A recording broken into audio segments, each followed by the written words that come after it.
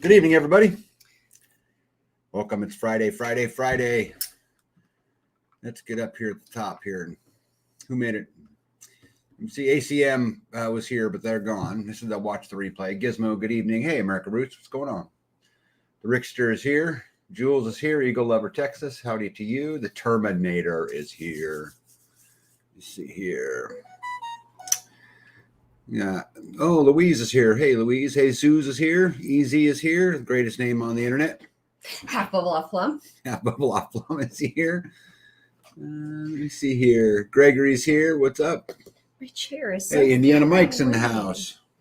She's so discombobulated today. Oh, my goodness. I like that shirt. You guys like that tank top? Look at that. Isn't that cool? I like the blue. This is a pretty blue. Yeah. Like a turquoise. Yep. You see Songs of Joy is here. Easy in the house. And, of course, Silver Lining. Yeah, Pack Rat, what's going on, my friend? Banquet of Consequences, the second best name on the internet. I think. I love that. I don't know why I do, but I absolutely do. Canberra, good evening to you. I think I'm caught up. All right, cool. What you got? What's first on your list? Well, the B shirts. Right. We got two colors that I was going to grab the other color that we tried to get the gold to show up on the blue. This is the lighter color, and we chose actually the darker color, but because we had a makeup of one, I might as well wear it. So I actually really like that one. I like the color. This is the t-shirts are royal blue. So I was going to bring it, but I left it on the table downstairs. So I got the B shirts ordered. They will, I don't know when they'll be in. You don't know? I don't. Okay. I placed the order. So I got the Free Man hoodies coming. There was a couple of people who wanted hoodies. Those are coming. And then some folks wanted the blue Hold the Line B shirt. Those are coming. And then there was something else. Oh, the red. The new shirt. The new design. Yeah, so we've got a new shirt coming out that says different, new level, new devil. Right? New level, new devil. Yep. And shirts from the Starve the Beast. Starve the Beast stuff. It's got the. Do you have that sticker? The suit. I don't know. No, not up here. Nope. Anyway, that's coming too. Hey, before I lose it, Nancy's in the house from the Buffalo Seed Company, a great company to do business with. If you guys are looking for seeds, I know it's getting late in the year, but fall gardening's here and we can stock up for next year too. The Buffalo Seed Company, it's pretty much who we get all our seeds from if we need seeds, which, B's pretty good at collecting seeds. But anyway, Nancy's in the house. Florida Mama Bear's here. Mary Michelle, good evening to you. The Philippine Nomad, how are you? Batshit Crazy is in the house. Tringo's in the house. Starla's in the house. All right, go ahead. I got to catch up because it goes fast. Yeah, you did a great job. It's a little, now that I've been sweating and my hair is dripping and you've got the air conditioner on, I'm a little chilly now. Finally, like for the first time in weeks, it's like, whew, it's a little chilly. What is it? Oh, it's 78 in here. No wonder. Yeah, it feels nice. It does feel nice, but so that was the first thing on my list was the shirts that are ordered, and then this was the I like it. I like it. I got the new different level, different devil. New level. There are new level, new devils t-shirts coming because I've got a bunch of speaking engagements coming up. I'm speaking about community in Tennessee, and I'm speaking about off-grid living in Kentucky. Anyway, I've got a bunch of them coming up here, and so we wanted a new t-shirt so I could take with me. So, and they're going to be red. And they'll be red shirts with a black and gray logo. Yeah. So anyway, ought to be pretty cool. Yeah, I'm excited to see what she comes up with. Yep. Another thing, we got another donation for the community building. We're saving up. Don't say who it was. Yeah, no, we're saving up There's a whole envelope of stuff here. The gift cards and the cash to do the last of the things that you need. Mm-hmm. Right. Well, the stuff that has been donated, the items, mm-hmm. and then this is for things that have not been.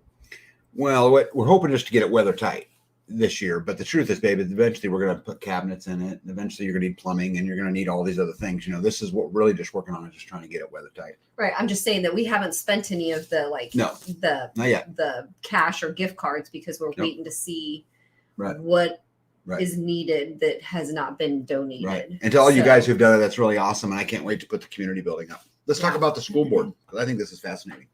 Okay. You want to do that? I did have that on my. So we have someone out of our community, I would consider in the MAG, not necessarily in the crew, but someone in the MAG who is running for school board here locally. Super like-minded, just runs in a different, crew than we run in here, but we get together all the time. I've been shooting with this guy. I know him really, really well. Anyway, so he's running for this position of school board, and so we're very lucky to have him doing that. But B and I were out at a public event this week, and the person running against him, which is a doctor for the school board, was there. And so, of course, I did what a good American would do, which is I took my free man hat off as to not give away my position, and I walked right up to her, and I said, ask some questions. Yeah, I just asked some questions, and I said, hey, why do you want to be on a school board? And she said that that the school board currently consisted of all men, and she thought there should be a mom on the school board. And then I found out through the grapevine that earlier in her career she had homeschooled her kids. And so I asked her, why did you homeschool? And she said that because she's a doctor and her husband's a doctor, that because of their schedule, had they put them in public school, they would have never seen them, and that their kids are super important to them. And so that's why they homeschooled.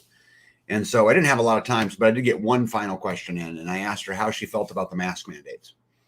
And so she said to me, she thought it was completely ridiculous, and kids do not need to be in masks, specifically for what COVID was, and that she would fight against that the whole way. And so it was really kind of neat for me because, wait, let me back up. So as soon as she said that and I was going to walk away, I put my hat back on, and she smiled at me. So either way, it looks like we're going to get, no matter who's elected to this position, we're going to get someone who is at least somewhat like-minded. And I'm pretty excited about that. Make sure I didn't miss anybody up here. I probably did. Dana Green, good evening, if I didn't say that already. Let me see here. Hey, one step closer. What's up, my friend? LJC, good evening, my friend. Did I miss anybody? Kelly Ireland, how's it going? Okay, cool. I think I'm back caught up. So anyway, the school board it's just a super neat thing as we continue to try to build a town, being able to infiltrate the school boards and the city councils and the, those types of things make everything that we do here a whole lot easier. And so it looks like we're going to add another community member there, but even if we don't, we'll add someone who is, kind of in the fifth circle out there, which would be someone who's kind of like-minded, but isn't really, wrapped up into that. But, and that's important. It's important. Yeah. So this is going to be good. And, we've got someone inside of our, the crew running for commissioner at this next election. And so if we can get that pulled off, we'll have, a crew member in there plus a fifth circle member in there, someone who is like-minded. And in the county commission, this is really, really important because there's only 3 seats. And so there's only 3 commissioners. There's only 3, and they determine a lot. And so if you can get 2 of the 3, you can really. Always 3? I thought there were 5. Only 3. Everywhere? No, in our county. Okay. In our county, they have 3. But it will, again, if you can get 2 of the 3 in there, it really allows you to control what legislation goes and, and how things are done, here on the local level in a county. So it was pretty cool. One step closer says, good for you for asking her questions. Heck yeah, I'd be lined right for her. Oh yeah. He's like, where's she at? Yeah. Yeah. Let's see here. What else say? Local elections matter the most, but have the lowest turnout. Yeah. 100%, which makes it that much easier to pick them off.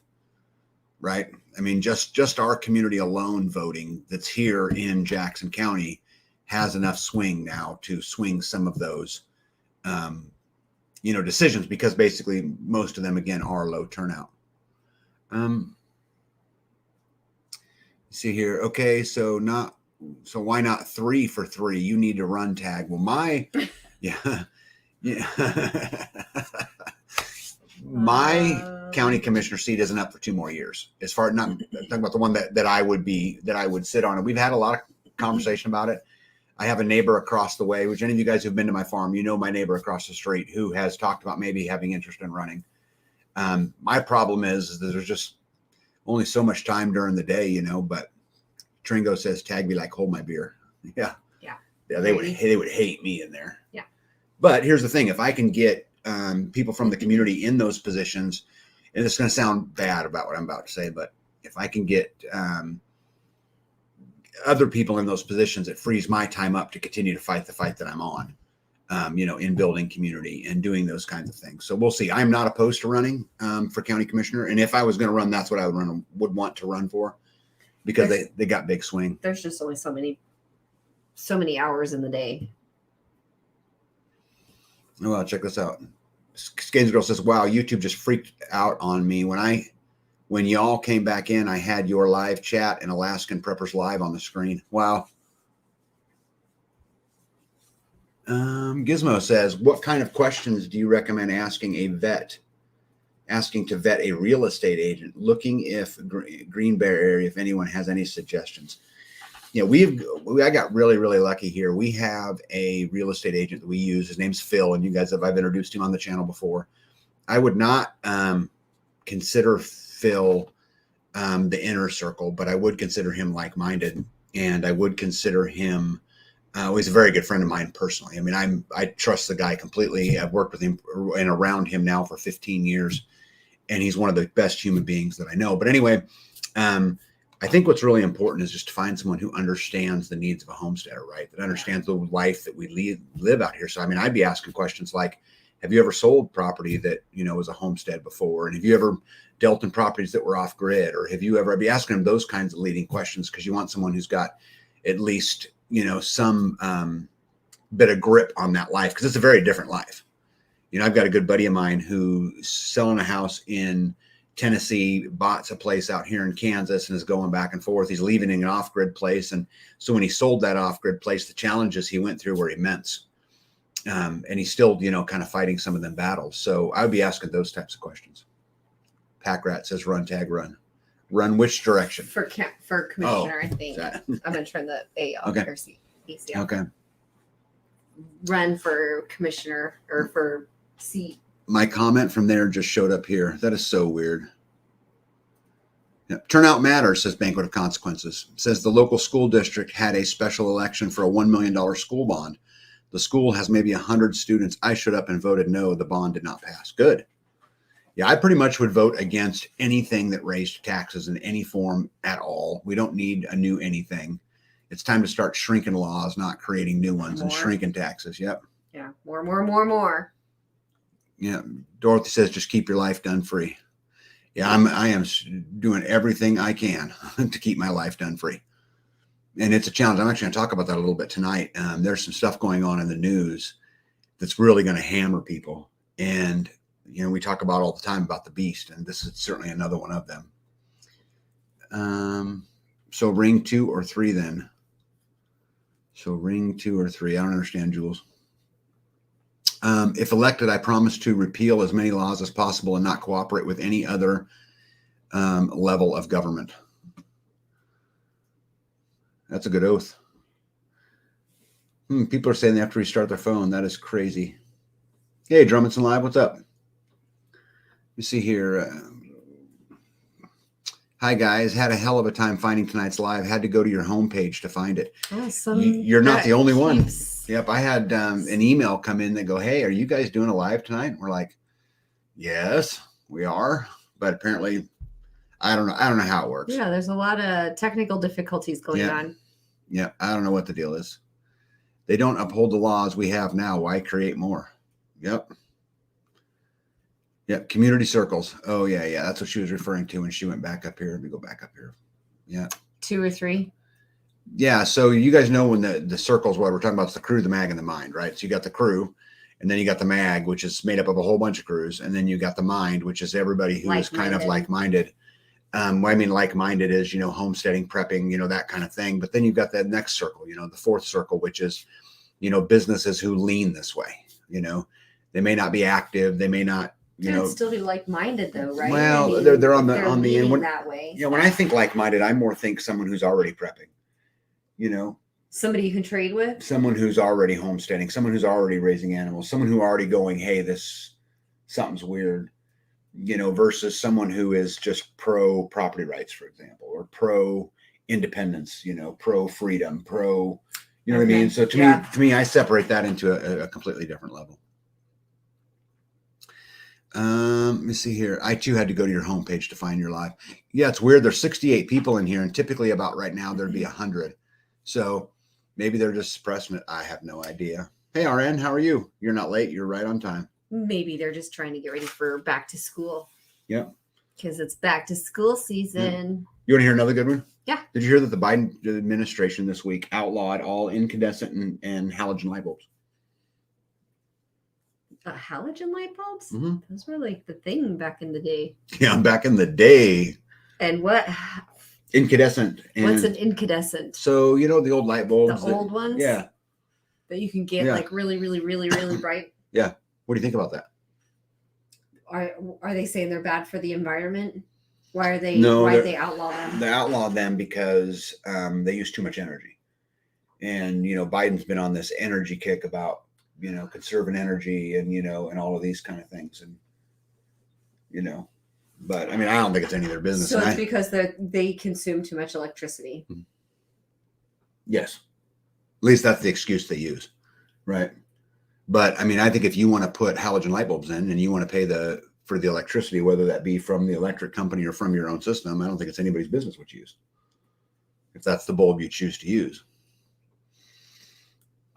All right. It's kind of ridiculous, isn't it? That they're outlawing them. Is that what they said? Yeah. Gratitude to Grace. Good evening. Says to Gizmo, find a real estate agent who is engaged in the process themselves using solar, growing food, raising animals. Yeah, it's great advice. Kelly Iron says, tagging me, do you have to have a permit and inspection just to put up a pole barn there? So the short answer is if it is above 350 square feet or permanently attached to a foundation, you're supposed to have a permit. But I'll tell you, I don't go get them. So that's that. The inspection, there is no inspections out here. The only thing when you're building a house and you're doing those kind of things, you have to get your septic system. If you're going to put a septic system in, you have to have that inspected. But there is no, like when I built my house, nobody inspected the electricity, nobody inspected the build, nobody inspected the roof, nobody inspected the plumbing, none of that kind of stuff. They come out and measure to appropriately tax you, right? Yeah. They come out and make sure that your building is the size that you tell them it is, so that they can charge you. Right. So they get paid per square footage. Right. So they get paid. Because you pay by the square foot. Question for B. What herbal remedies would you use for a cat bite? Now let me guess before you say it. I would say you'd put lavender on it. Yeah, lavender would work. Is it your cat? Is the cat Feral. Healthy? Yeah. Is it does the cat look sick? You might need medical attention if it's a sick feral cat, but if it's your cat and it's not too bad, I would use lavender. Mm-hmm. Yeah, Gregory wants to know about oil lamps. They did not mention oil lamps, but it's so crazy to me. That's exactly what they're going to do. Is they're going to push people to do other things, which is the dumbest thing ever. Big Kid says they don't like us independent thinkers, actors that do for ourselves. They can't control us and they hate it. Yeah, they're going to keep trying to control you. We're going to talk a little bit later about, the world coin and, some of those kind of things in another effort again to control us. Big What Consequences says, I guess I'll be using tallow lanterns for light in the house this winter. I'm like, save that tallow. I may have bought 100 watts on the black market because I need them for my fresh water tank to keep it from freezing. I'd buy a whole bunch more just to make sure you had them, on the black market, 100-watt bulbs on the black market. Yeah. Jules said he already tried to outlaw gas stoves. Yeah, that backfired on him. Did you guys see that he was kind of backing off that? Oh man, I'm way behind. I'm way backing off. Oh wow. Hey, Vicky Pullen's in the house. So good evening to the Sunshine Kid and Private Cluck. Dave and Sonia, Michigan, are in the house. Good evening. Let me see. Jesus says, no worries. I can see in the dark. Seriously, some of us need more light to see than others. Fine work. I need light. Yeah, I think it's crazy that they would even go down that road. I mean, I understand saying, hey, we want to try to, save energy. But I mean, at the end of the day, if, I produce all my own energy, if I wanted to use an incandescent light bulb, then it should be none of their business what I use. And there's one thing about discouraging it by making the other ones cheaper or more available, but having them not available at all or outlawing them is it's insanity to me. Is much. Yeah, Philippine Nomad says they still sell old incandescent bulbs here, but very poor quality ones made in China. Made in China. Yeah, our whole house is LED because we produce all our own power, and so we have to it's a management issue. And so that's why we do it. But I still think it's anyway. I vote with Steve. He says, screw him, let him catch me. I build the code as a habit. Yep. I think it's really important, and I got to be careful how I say things like this, but I don't need their permission to live my life, and I'm not going to ask them for their permission. I think I'll just leave it right there. I sell small 100-watt heaters. They look like light bulbs, but they are for keeping baby chicks warm. Can't be used for lighting though, so none of that. You got a Grateful Hearts Ranch. Do you have a website link or something like that you can post up here in case somebody's interested? What are you looking at? Are they they're 100-watt heaters? Oh, is that? These are heaters. They're only to keep the chicks warm. You can't use them for slow. Lighting. They're not for light. They just produce heat. Jesus says we have to have inspections for septic, but not for composting toilet systems or outhouses, as far as I can find. Yeah, that's good. Well, I think at the end of the day, this is the way it goes, right? I mean, we have to find ways to create that parallel economy and that parallel society and do things differently and in a different order to where, we can live our lives the way we want to. Yeah. Jules says thieves are comfrey for the cat bite. Thieves is going to hurt. Yeah. Comfrey would be okay. Comfrey or what's the plantain or something like that. Thieves would make it not, you don't want it infected, but that's going to hurt. That's going to be painful. Well, lavender is so good for skin abrasions. Well, it is just really superior. It's just it's good for a lot of things. Yeah. Or when in doubt, frankincense. When in doubt, frankincense. Tag, want your opinion and the people here as well. A guy on Craigslist looking for a place to live in his camper in exchange for help around the place. He's also looking for like-minded people like us. Yeah, this is the thing. I mean, me and B have talked many times about bringing in help for the farm and providing, a place for them to live, a camper or, build a building or, whatever it is in order to get some help. Only thing that I worry about in this is if you sign any kind of agreement, now they have renters' rights. And now you have to worry about evictions and you got to worry about the legal side, because if someone could get you to sign something that says, hey, they're going to pay $5 a month. Well, now they're renters. So now you open up a whole nother set of laws. You'd almost be better off just saying there is, you don't know nothing. It's free will. Thanks for staying. Thanks for vacationing. Oh, you want to help me? That's fine. I love the idea of getting some help because this is a full-time job and there's a lot to go on. And I would love to find a young couple who's trying to learn how to homestead, who wants to learn it and help mentor them. I mean, I would love to do that, but I think it's just tricky, and you got to really, really be careful of getting yourself in a spot. Yeah. And then you have to vet them well too, because there could be possible issues. We have an elderly gentleman who has a piece of property that he lives on, and he can maintain that with his eyes.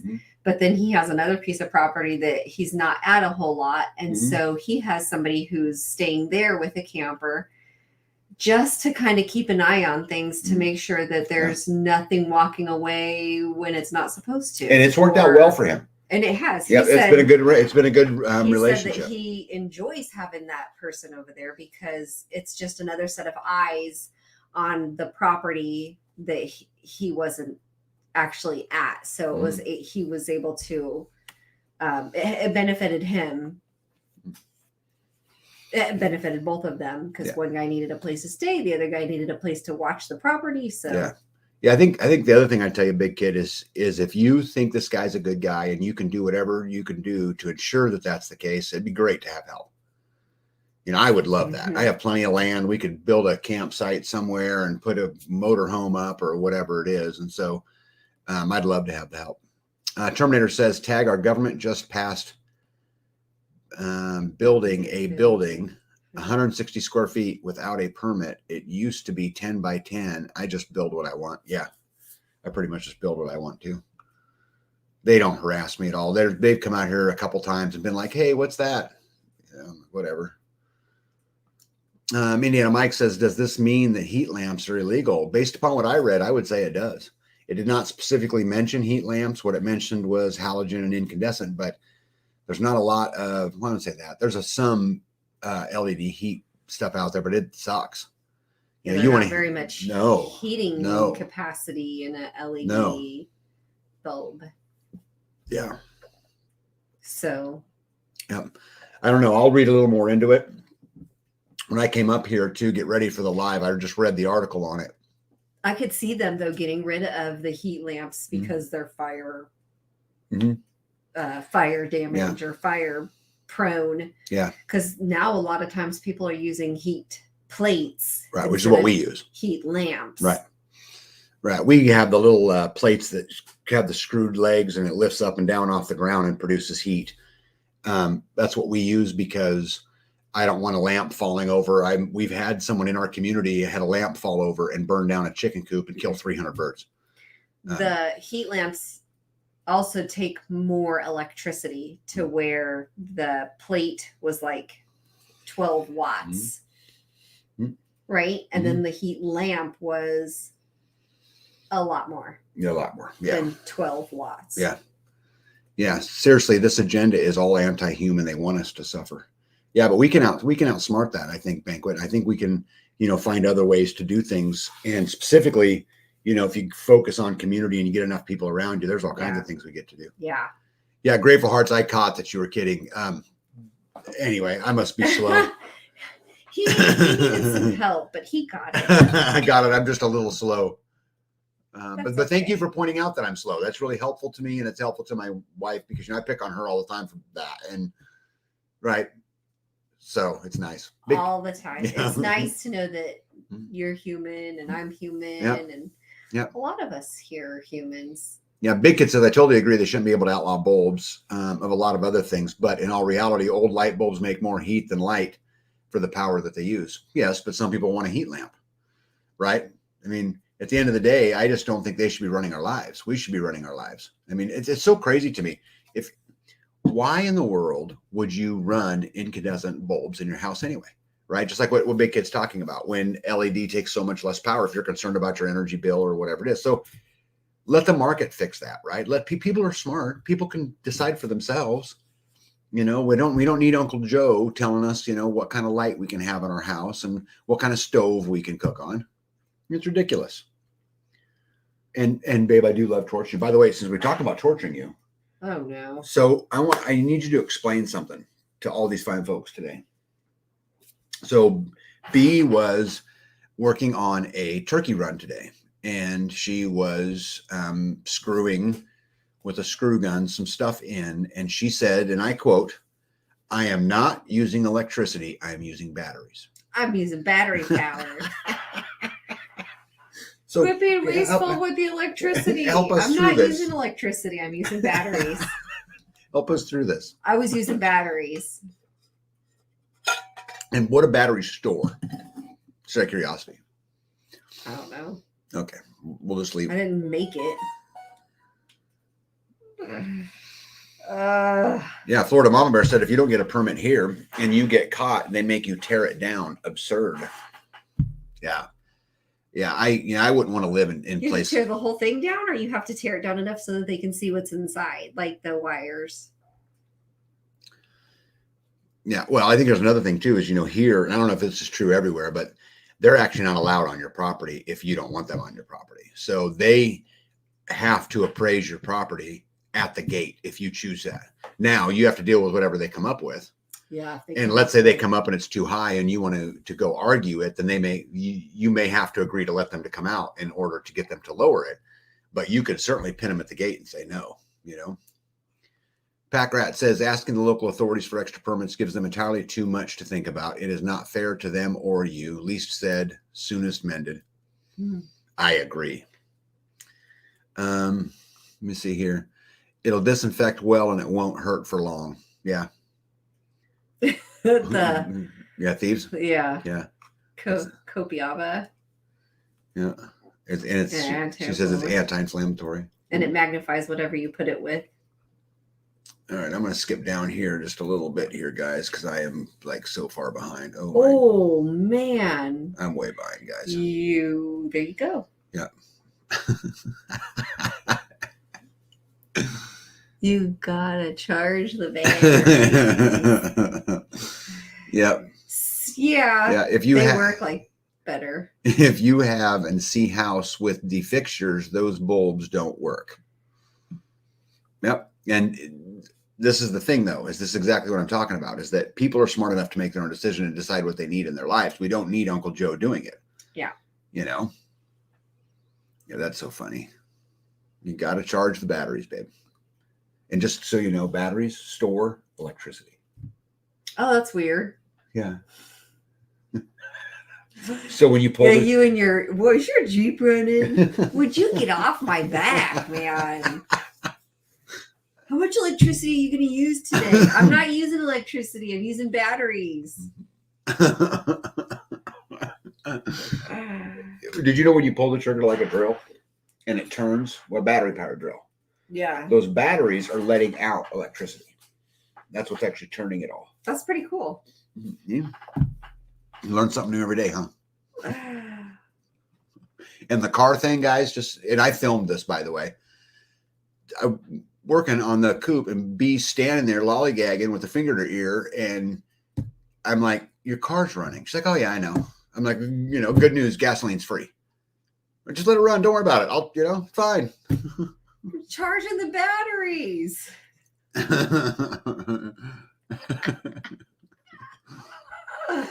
Oh gosh. Yeah. Choche. And it says if you have an older house with older fixtures, the new bulbs won't work. Yep. Again, you should be able to decide that, though, right? Right. Paul Wheaton talks about using incandescent bulbs in the winter to help heat a person instead of heating a room. I've read where there are concerns with LEDs emitting frequencies similar to 5G. I have also read that.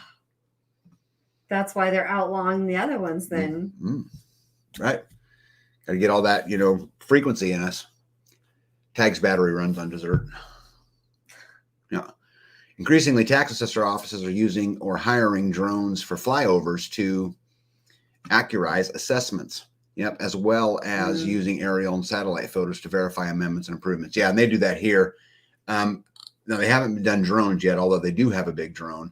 But we have actually had a lot of conversation inside our county here about how we can stop that. And, or at least force them to fly at the elevations the FAA requires. And, actually, this is a battle I think we'd be willing to go and fight on a little bit. Which is 400 feet, right? 400 feet? Yeah, it's 400 feet. Yep, from what I understand. I was raised on hydrogen peroxide and alcohol for cuts and animal bites. You did not go to the hospital unless you're in real danger of dying. I agree. Yep. Let me see here. Exactly. We were able to do a retrofit on all of our lighting to change to LED and bypass the ballast. Yep. Steve Hall says, if we intend to win, we must all be willing to spend a few nights in jail if required. I agree. If we don't stand up to these tyrants, nothing changes. Yep. Yeah, Jules got it down. Gas is free. Tags pays for it. Right? Yes, that's accurate. B is a member of the Blonde Witness Protection Program. Mm-hmm. I think he meant blonde. Yeah. What do you think? You think the V was intentional? Probably. Okay. Yep. Eagle Lover says he also heard LED can affect your eyesight. Well, my eyesight is not very good. So. Our eyesight has gotten worse since we're using LEDs. Yep. One Step Closer says they're outlawing the old bulbs because they aren't making enough money on them. Well, yeah, because a light bulb now is like $19 for a pack. Yes, it's called Wi-Fi, street lights, home fixtures, etc., to compromise the Internet of Things. Yeah, it just certainly can't put a microchip in an incandescent, can you? Yeah. Shoot down the drone and say you thought someone was trying to spy on B. Actually, one step closer. You're very, very close to one of the ways I think I could combat this. Because if I could get the drone taking pictures to take a picture of, let's say, my wife in her bikini or whatever, right? My wife running naked in the chicken coop, whatever it is. I know, right? If I could get that, I think I could make a case. Oh my gosh. A baby would take that. I don't want naked pictures of me in the chicken coop running around the courthouse. It will take no electricity. Eek. Ay. Yep. That Note to self. be good. Build under trees and put the pond where the man-made swamp used to be. Well, I think we should absolutely be building thinking about the air and the view from the air, because that's what it's all going to be, you know? Yeah. Yeah. Tamara's hitting it and says, I heard new light bulbs can have cameras and microphones in them. Mm-hmm. Yep. And so can refrigerators. Yep. The way I see it is, if I ain't trying to sell it, rent it, or connect it to the power grid, it ain't none of their business what I'm building. I agree. Yep. It says LiFi is light Wi-Fi. Yep. I've been caught on a street camera. The flash was wicked bright. I'm almost got caught up here. Years ago, the electric company said they would switch out light bulbs for their bulbs in the office. Yeah. Jules says, the way I see it, if the regime isn't paying my bills, sleeping with me, or feeding me, they can go pound sand. Yeah, I agree 100% to that. Yeah, Skane's girl says, I guess I shouldn't have gotten a barn red roof. Yeah, you can get up there, paint it, camouflage. Yep. B, since he came up with the idea, make him run naked in the chicken coop for them to photograph. It won't work if I'm doing it. I'm happy to do it. It Kelly, won't work if it's a guy? No, I'm not going to make anywhere near as much ground. What would even be better is if it, and I hate to say this, if it was a grandkid. Babe, I'm telling you, I'm just telling you, you could really say to them, you know, this is a complete invasion of our privacy. But the problem is, because I'm a male, it won't hold as much weight. You know, just say no to smart appliances. Yeah, there's no Alexa in our house, and I would agree 100%. Train a hawk or other raptor to intercept the attack drones at a safe angle. Yeah, I actually wouldn't mind that either. And disconnect those smart meters. Yeah, or don't have a meter. Even better yet, right? Yep, get off grid. Okay, what else you got? I'm caught up on the comments. The fan is making my hair tickle my face. Let me turn the fan off. Guys, she is a mess today. I am a mess. She's using battery power that don't run on electricity. She lets her car run half the day. And I can't. I got fleas. No, it's like I could feel it like just tickling my face. Such a dork. And I hate it. Okay, so well, we got the turkey run done. Tambra, I don't think you can disconnect the smart meter. I think once it's in, I don't think you can legally touch it, because by agreeing to buy power from the electric company, you've given them an easement into your house and up to the meter. They own it. You don't. You pay taxes on it. You're in charge of maintaining it. You're responsible for it, but they own it. Up to the meter. Yeah, and to include the meter, which sits on including the meter. Right. Including the meter. Yeah. Yeah. With a photograph of a child, they try to justify it, but you could have the entire state threatening to end them. See, this is what I'm saying, that it would take something like this. You would have some real ground to really fight. You know, an old wrinkly white guy with a gray beard running naked in the chicken coop ain't gonna do nothing. I'm sorry, but it just like, oh man, that's a crazy guy. Yeah, right. Although it's a pretty crazy girl too if she's running around the chicken coop with her clothes off. Tamara, I run air conditioning. We're sitting in air conditioning now, and I run it on solar. Yeah, I had to turn it off. It was too chilly. Yep. It got to 77. Have you ever grown or tried scallop squash? Scallops. They look like white flying saucers. Oh, that's what the neighbor brought some white. What did he call them? What did she call them? Scallop squash. We did have some last year. What they called them, pantai squash. They were little round, tiny little ones. We sliced them up in olive oil and then fried them on the grill like hamburgers, but little squash patties, I guess. They're really good. Garlic, so the answer is yes. Salt, pepper. I don't know if it was a scallop squash, but we've had some white little ones. I don't know. Hey, MJ, welcome. Tamara says, I tried telling them I didn't want one, but they put it in anyway. See, here's the thing. Because you have grid power, they own the easement up into and including the meter. So they can put one on. You have no choice. If they want one. They own it. It's just the way it works, you know? Yeah. Just absolutely the way it works. My hair has been doing the same thing. It's grown to an intermediate length where I can't put it up, but leaving it down is annoying. Yeah, Big Kid says to Tamara, I run a regular 8,000 BTU window unit off my solar. Yeah, so I use mini splits. So I have Mitsubishi mini splits. I have 3 base units and 9 head units in my house, and we run them, you know, with my solar, you know, all the time.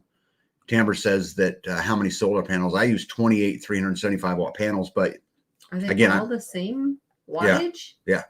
But again, I run a whole house, you know, so and shop and it runs everything. Yeah.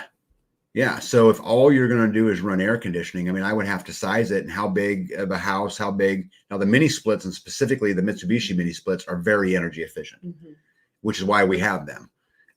But just depends on how big. I mean, I could certainly help you through that if I knew more, how many square feet you're trying to cool and, you know, and all of that kind of stuff. One step closer to this tag. That's only if you identify as a guy. Oh, yeah. No. I guess you could pull that. Point taken on photo tag. Yeah. I'm telling you, Kelly, I volunteer. I'll do it, but it ain't going to mean anything. You know, what are they going to say? Oh, boo boo. You got your feelings hurt. I mean, I'm not getting anywhere. Yeah. Hey, Instigator, what's up? Patty Pan. Yeah, that's what it was. Yeah, it was. Okay. Yeah. Tag is just a swinging weenie. It has to be someone more substantive. What is that word? Substantial.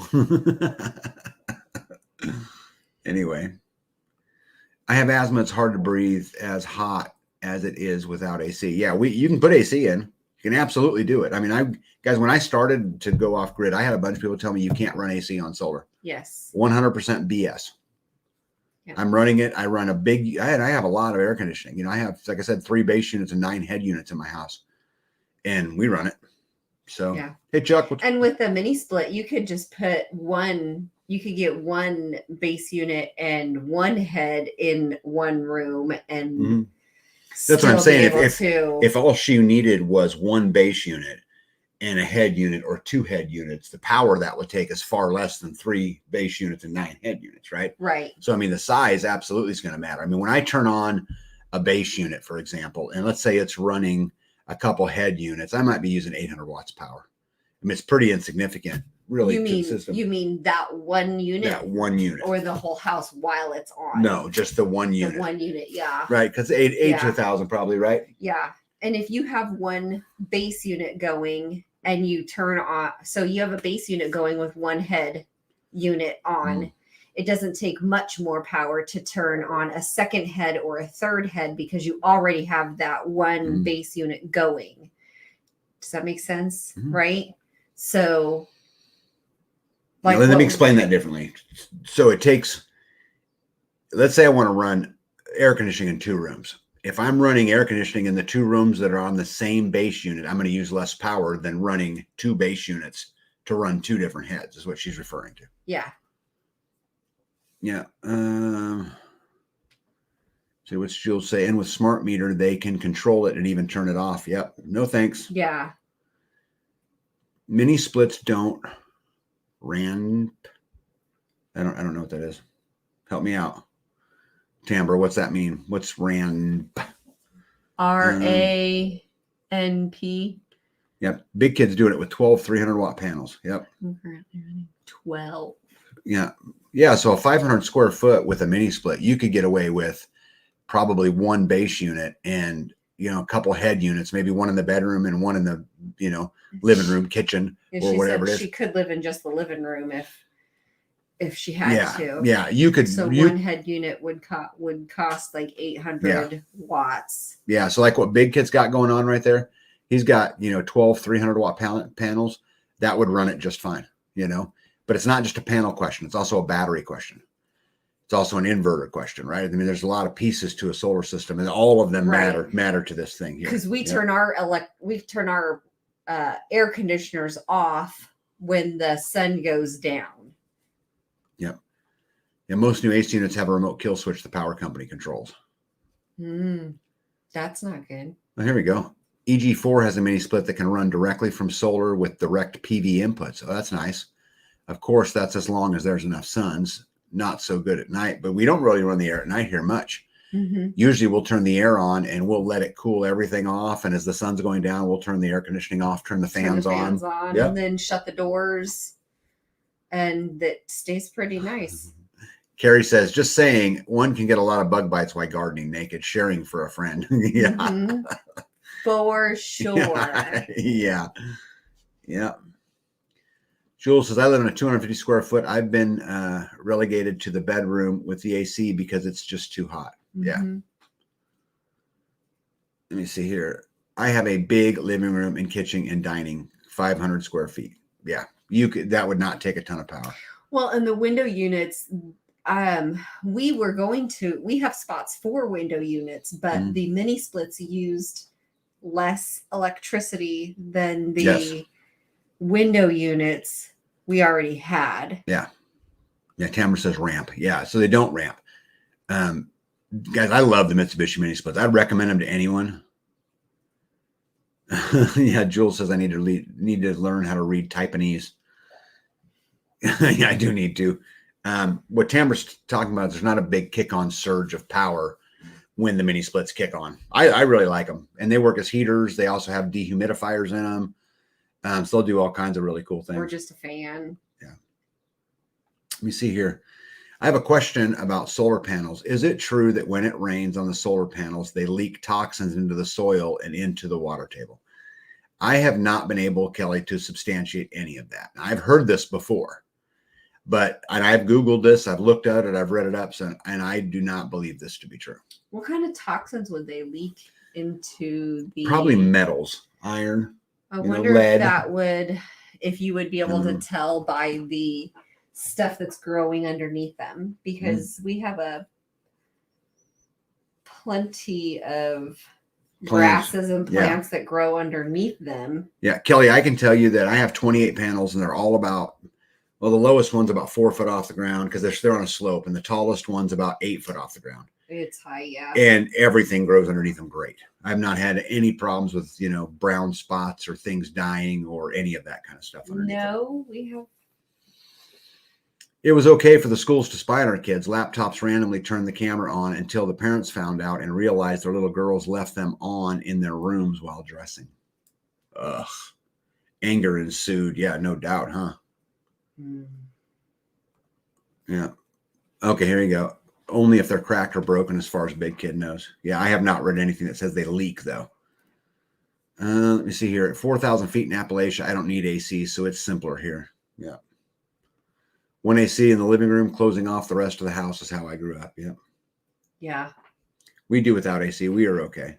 Yeah, but it is so nice. Guys, I give you guys an example. Today I worked from about 7 o'clock this morning to what time we come up? 5:30. About 5:30 because they had the live tonight outside in the heat.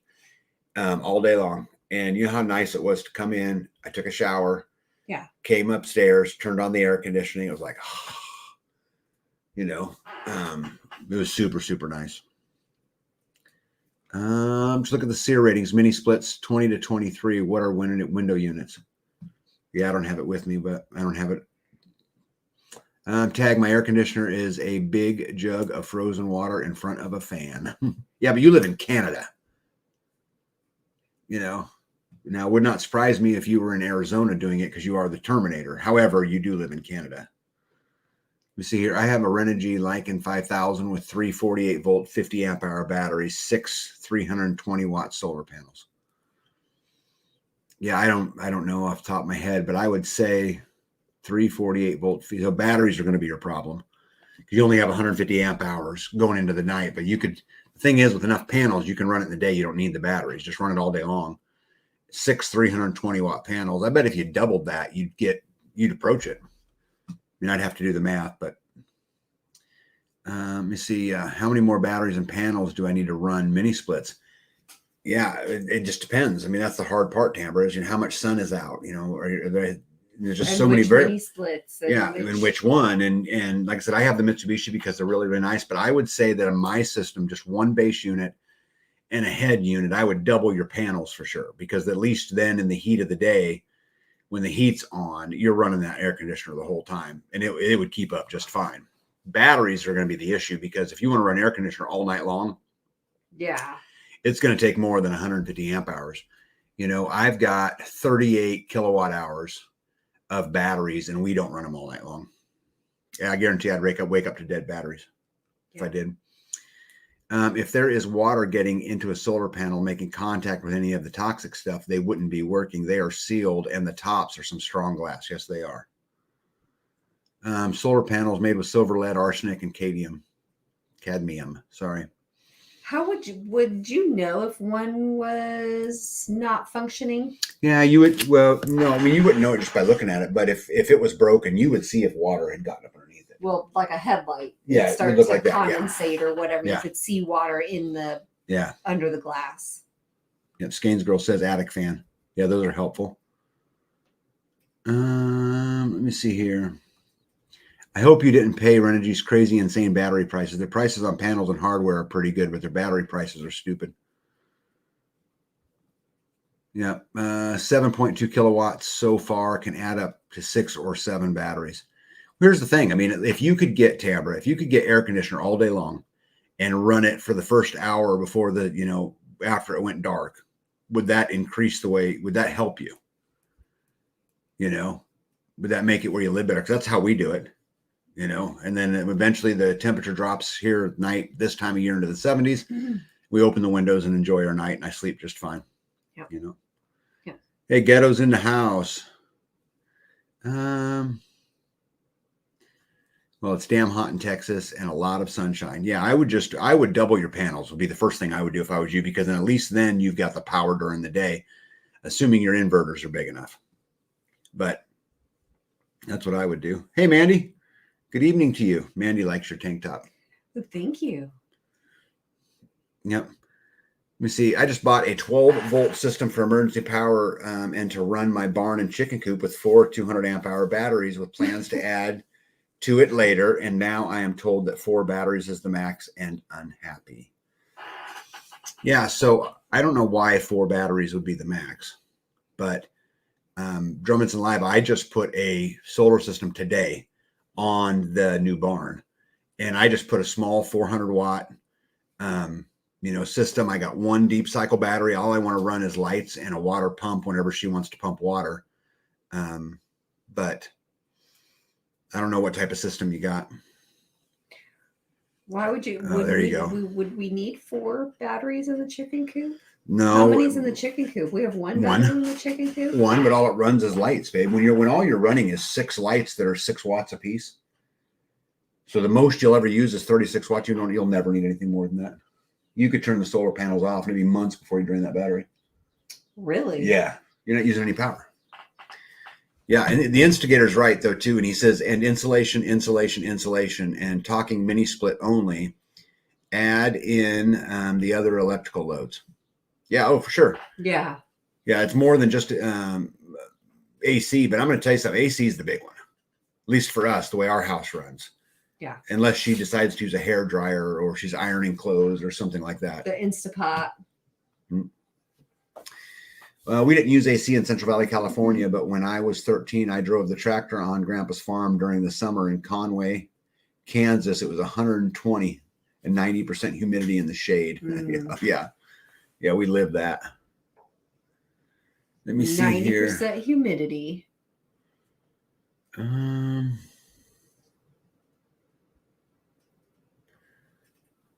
Sorry, guys. I'm trying to get through the hellos here. Let me see here.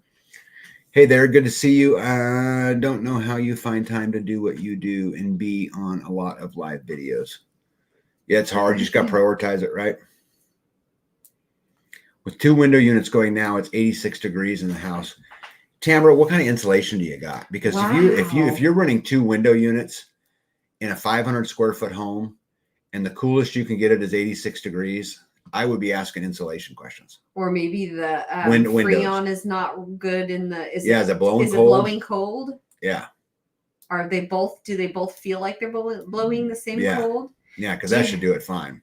Do you have a thermostat, a pointer thermometer? You could like test the temp of the air coming out. You know what I mean? Is that what those are called? A thermometer. But it's a point one, like we do with the stove. A laser one? A laser thermometer. Yeah. I don't know how well that would work, but maybe. Steve Hall said, I bought 8 300-watt solar panels from Renology. I think that's a good company. And here's the thing. Whether you say I might have overpaid, but are you happy with your purchase? Then you didn't overpay. You got a great deal. Yeah. And they work. Right. Hey, Miley, good evening to you.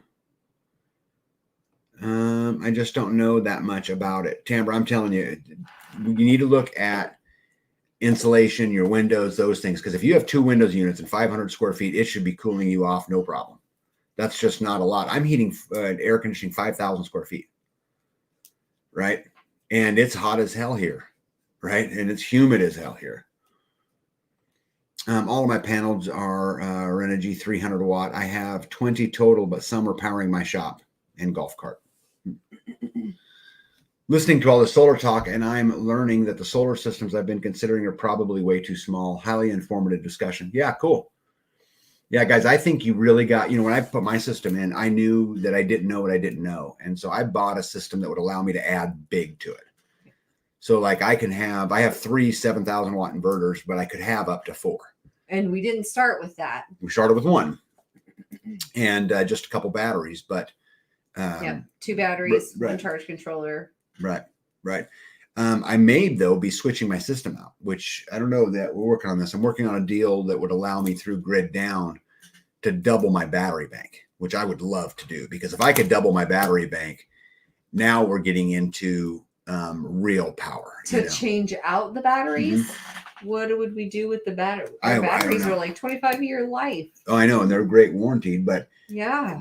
Think about it like this, babe. We have 38 kilowatt hours of batteries, which is significant. I thought we could stack on, though. We could.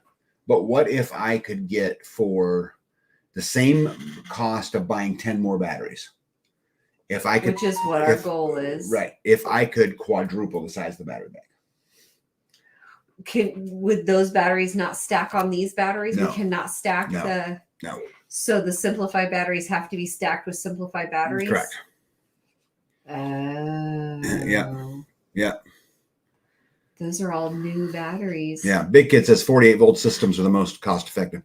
I use 40, and this is a really good pointer to you homesteaders out there.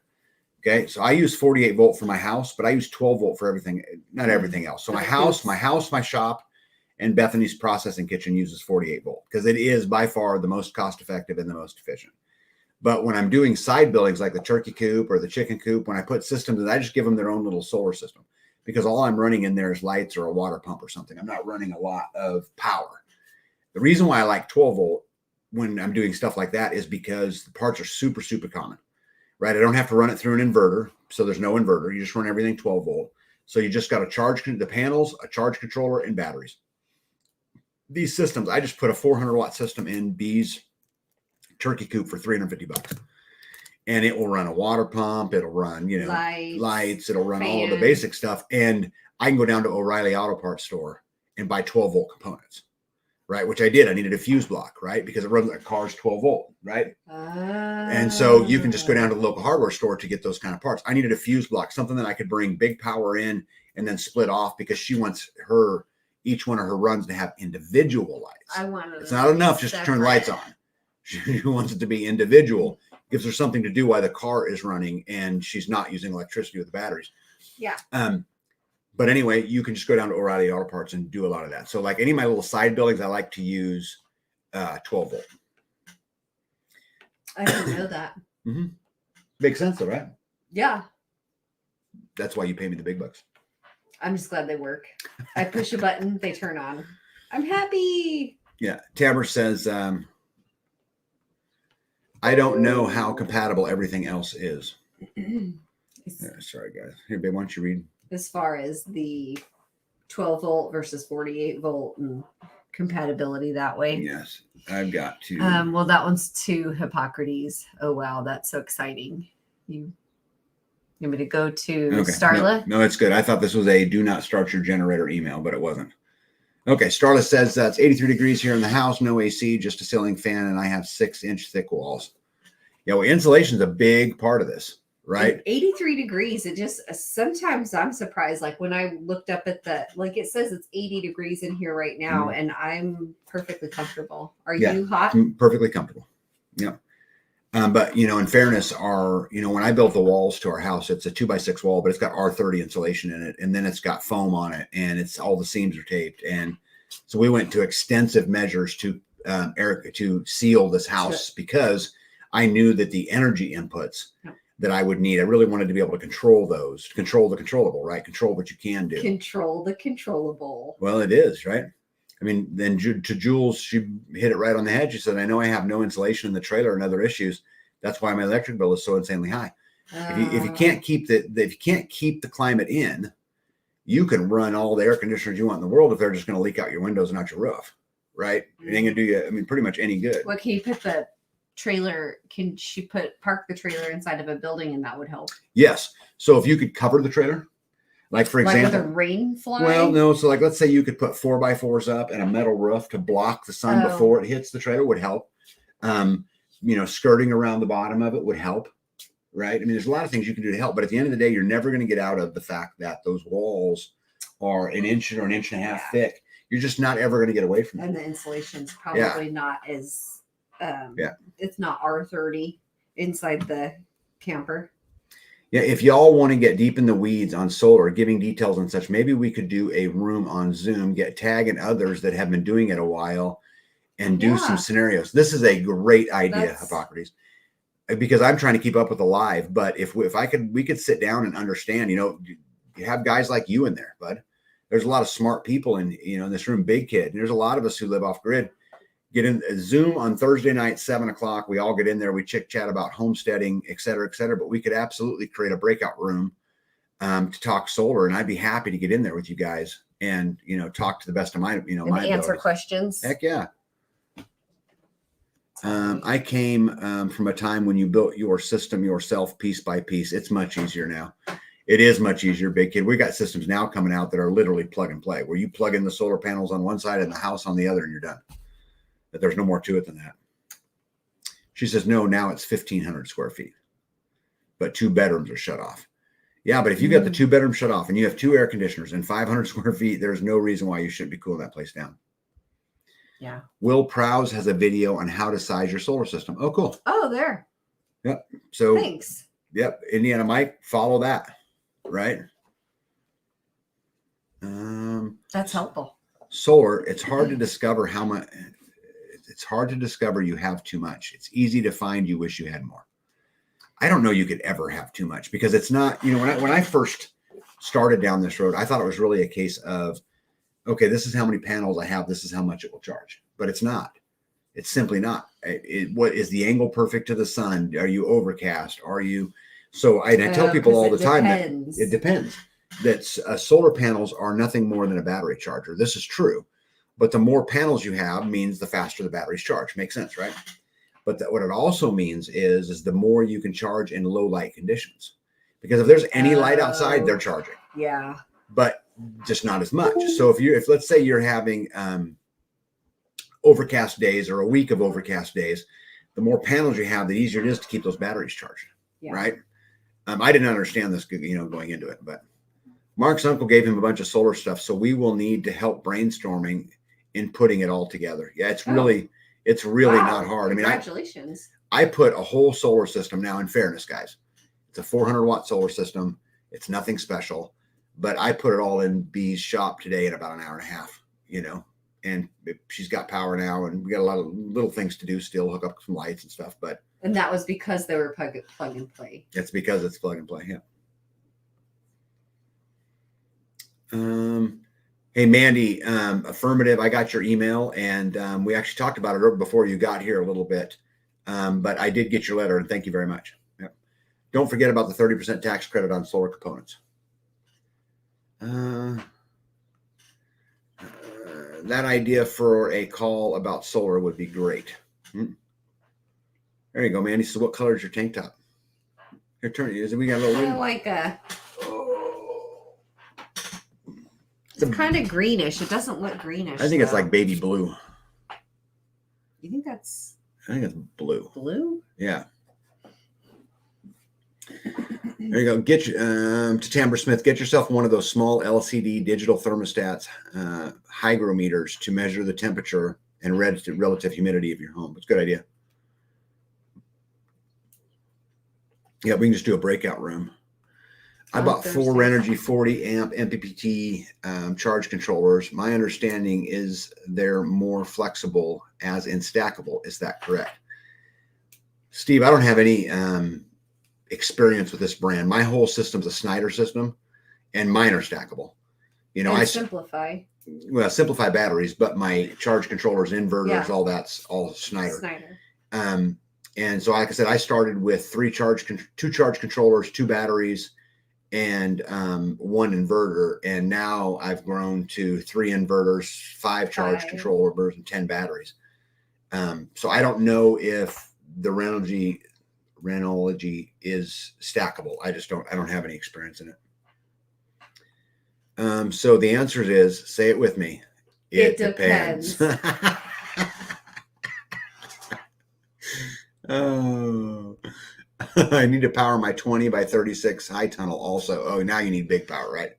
Because the thing about your high tunnel is it's not insulated, right? It's not going to keep the heat in or the air conditioning in or whatever you're trying to do. She probably just needs lights on there. If you just need lights, that's fine. You can do that easy. So when you say power, what does power mean? Yeah. Because if you want to run fans and I just don't know enough about solar. You know what, Tamber, though, don't let it scare you off, because it really is. I promise you, once you get through it and that light bulb clicks, you'll be like, oh, that was simple. And you didn't know much about solar until, but I'm still about learning. Electricity. You were really good about electricity in the first place, though. I don't know about real good. I could wire an outlet or a breaker. You fixed my microwave. That was electricity, right? Wasn't that? Well, it's more electricity than what a battery is. Yeah.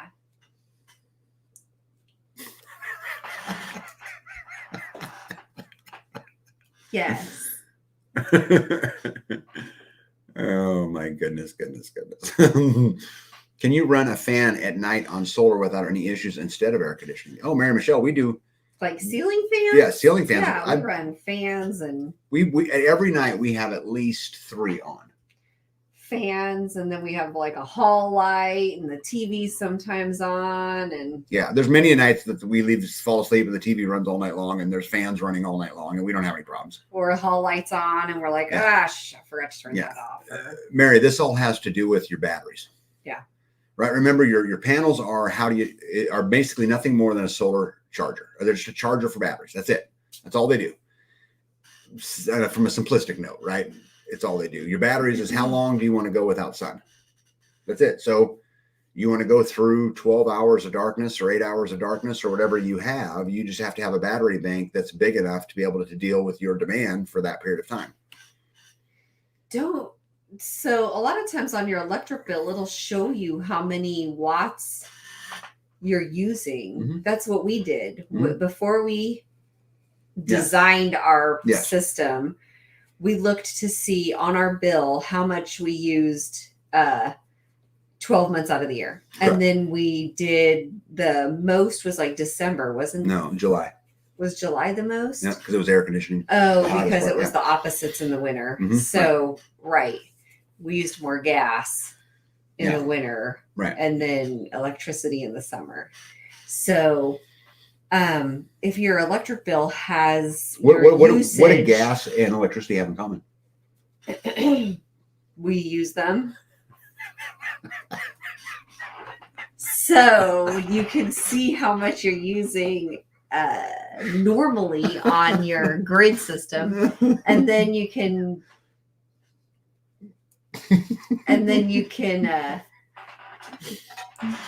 size it up that way. Yeah, so we took our greatest month in our old home, and then I built to be above that. Mm-hmm. Okay, so I'm glad we had this discussion tonight. I have to do things in pieces for financial reasons, but at least I'm getting an idea of what I might need and can pick certain things. Of course, that's how I built mine. Yep, Starla says Renergy is good, especially when you are doing one solar and price is excellent. Yeah, I have nothing negative to say. The one that I put on her turkey coop today was Renergy, but I don't have a lot of experience with it. Oh, was it? Mm-hmm. Why didn't you do the lion? Oh, because it wasn't big. You didn't need that big. Yeah, everything I have through grid down is going to be much bigger than a small little system like that. Yeah. Gregory says neighbor put spray foam in their new home. I love spray foam. B hates it. I wanted to spray foam our house, but B vetoed that. You want to tell him why? I didn't want the off-gassing. I didn't want to breathe it. Mm-hmm. Yep. She was afraid it was going to leak chemicals. But it'd be fine. Yeah, we know people who have done it and have enjoyed it. Yeah, I cannot afford solar right now, but at night the house stays dark, use flashlights, and I bought some outdoor string lights that are solar, and I have the panels outside the closest window. Mm-hmm. Yeah, there's a lot of ways to it, guys. And I'm telling you, you can start small. I mean, her chicken coop has its own solar system, her turkey coop has its own solar system. Now, they're just small little systems, right? But those systems are big enough to run, little things, a ceiling fan and some lights. I mean, and you can build them, you can stage them, kind of as you go along, if you buy the right parts. Now, there's certain inverters you can't stack. Some inverters you can.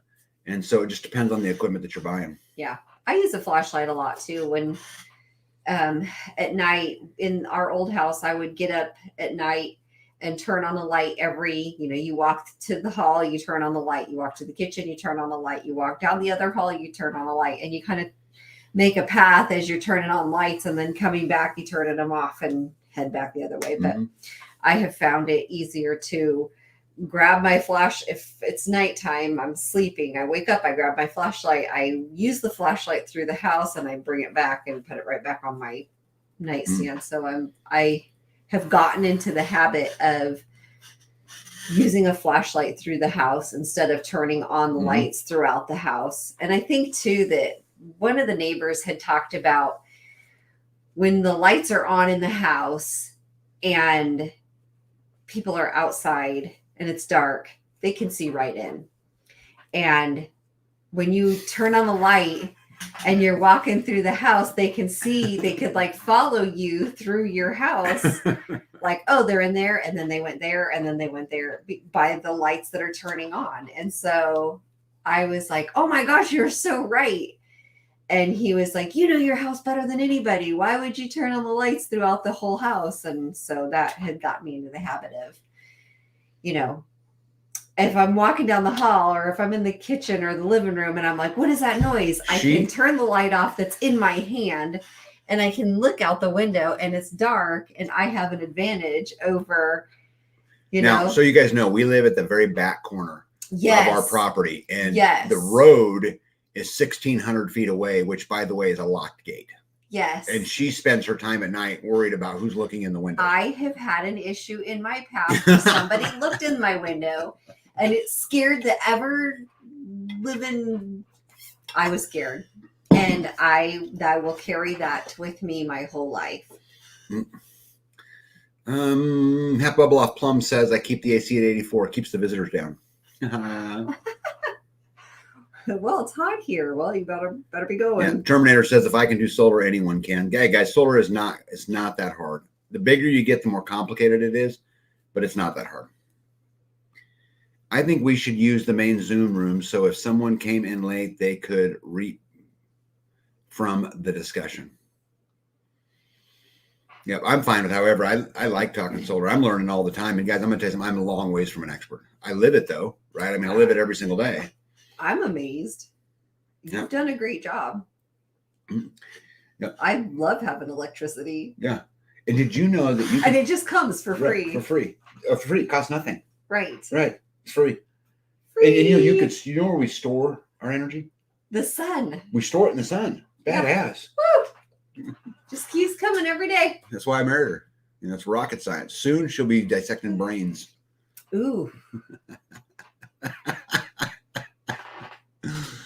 Oh my goodness. Okay. I've got a couple that are friends off grid and no money. Well, I like components for them. I just send them an EcoFlow Delta Pro plug and play. Yep. I don't know anything about that system, but I think we're going to really see soon the solar industry really move in that direction. And not just the solar industry, but some other things too that really become just total plug and play. Like my system all had to be firmware together, and I had to get all Ours the inverters. Was complicated. Yeah, I had to get everything talking together and all of that stuff. And we had to talk to the customer service several times, and then we had to send one of the charge controllers back, and that was a big deal. They are not light. Yeah, look at that. Her electric bill went from $48 to $200. Yeah, now is that because you're using that much more electricity, or because electricity's just gotten that much more expensive? Yeah, Indiana says Will Prowse. I'm not sure. I know that was the guy he was referring to earlier. Yeah. Tamara says, I need help with solar. Tamara, get in that chat room on Thursday nights, and we can have a big, hard conversation about it. And there's some people in there, just like Hippocrates Garden, for example, who really understands it fairly well, and Big Kid, who lives it every single day. I mean, we can absolutely help you through it, Yeah. Well, those plug and play systems really are. Yeah. Make it easier than having to do firmware and all. That was a lot of conversations with customer service trying to get that figured out. Yep. So those plug and play systems are meant for simplicity. Yep. Do not forget solar panels output much less than their rated power. The hotter it is and can produce more than their rated amount in below freezing. Now, this is something a lot of people don't know about solar, but they actually work better in the winter. The colder it is, the better the panel performs. And when it's super, super hot out, the heat hurts the efficiency of the panel. Yeah. And so, like, let's say I have 375 watt panels. Tomorrow, in the heat of the day, I won't be getting 375 watts right out of that panel because you think you'll get less? It's losing its efficiency because of the heat. This is why sizing it. A lot of people make this mistake, and they'll say, okay, I want to have 10,000 watts of solar panels because that's how much I think I need. When the truth is, them working at their peak efficiency is almost never. Right? Okay. Now in the wintertime, you can approach it, right? And maybe even output it, as Big Kid says, and get a little bit better, but it's not how that really works. So like what I always try to do is say, okay, if I need your turkey coop, I figured when I was going through the pump and the light, I figured I needed about 200 watts, which is why I bought 400 watts panels.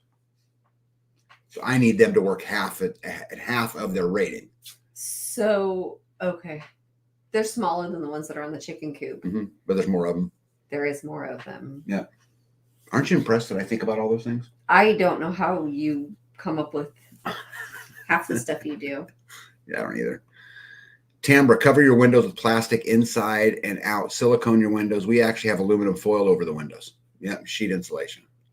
Yeah, it could be the windows causing her house to be so warm if she's running. Did you find a stainless steel sink for B? No. Well, kind of. Well, we got one for the processing. So for the butcher area. Since we last talked about it, we did find an 11-foot long stainless steel table with a sink at one end, but it's not ideal for what she wants to use it for. So we're going to put it in the butcher shop. area. The butcher It's shop. a little like it's like a little hand sink or like a bar sink, a small metal. But then the table that it's in is 11 feet long. It's all stainless steel. So because it's a smaller sink, I'm going to put that over in the butcher area so that when we're like butchering chickens or whatnot, we have an area to wash hands or, rinse things. But the one over in the turkey / barn area, I would like to have a deep sink. A deeper sink so that I can fit like a gallon waterer in there to wash it better, wash it easier. The sink inside of the turkey coop, Tag bought me is that plastic? Yes. A plastic like deep sink. Yeah, and I actually made a countertop out of 2x6s, so it looks pretty cool. And so I put a deep sink in her turkey coop so that she could wash you guys know how turkeys and chickens shit in their water and their food bowls and everything else. And so she now has a place where she can wash that in the shade. I don't have a place yet to wash. I mean, the sink is there, but it's not hooked. The gray water's not hooked up. The water's not hooked up. We are this close. Yeah. Tomorrow, hopefully I'll have it running. Hopefully. Hippocrates, what a great idea. I would not have thought of this. And this is really, really smart. He says, toss a sprinkler hose on the roof and turn the water on until it just barely drips off the roof. So it's really not doing, there's not a lot of water coming out and it will cool your home down. Oh. Great idea. This is why I love talking to you people. Yep. So if I want to order Beast tank top, what color should I choose on your website? You won't find them on the website, Mandy. The stuff on the website's junk primarily. Yeah. It's screen printed and it's done whoever YouTube uses. Like I have no saying. It's like these hats, those shirts, we get them all locally done here. If you want one, Mandy, just send me an email. Yeah. This tank top is actually a jockey tank top from like I don't know where she got them, TJ Maxx or Ross or something like that. And then she takes them and then puts infuses the ink into them. She like burns the ink into them so that it's not a peel. The image won't peel off in the dryer or whatnot. The ink is, what do they call it? Sublimation printing. Sublimation. Yeah, so sublime. It's all the way through, so it won't fade, won't crack, won't anything, which is why we like them. They're more expensive, but they're just a way better shirt. Yeah, but if you want one, Mandy, send me an email and let me size wise. I'm not sure what colors or sizes of the tank tops I have yet because she has the tank tops. We're working on the logo. But if she wants that one, you can get her that one because obviously she had that color. Yeah, I don't know. This might be the only one this color that she had. That's what. Okay, so you'll find out. Okay. This is a small too, and it's kind of bigger than I would normally wear. Yeah, fans and lights for the high tunnel won't take a lot of power. Yeah. Oh, here you go. Big Kid says, I didn't know we were going to do a solar conversation tonight. No, but the solar is one of the things that we have had. Well, I want to say, I don't want to, I say we've had issues with it only because we have had so many extra parts that we don't end up needing. So not true. I mean, we haven't had any problems with the electricity. We just, hey, hold on. Let's change out the two, instead of the 2 batteries, we got 5 more, and then we're going to add these to them. But because we're going to add these to them, let's take off all of those wires and let's put on these bigger wires because bigger wires are better than smaller wires. And so let's change them all out, and then let's save these other wires because you never know when you're going to need used wires. So you guys feel for me? Anybody that knows anything about building solar, do you feel for me right here? So let's figure out how much of a problem our solar's been. Okay, we're playing some trivia. In the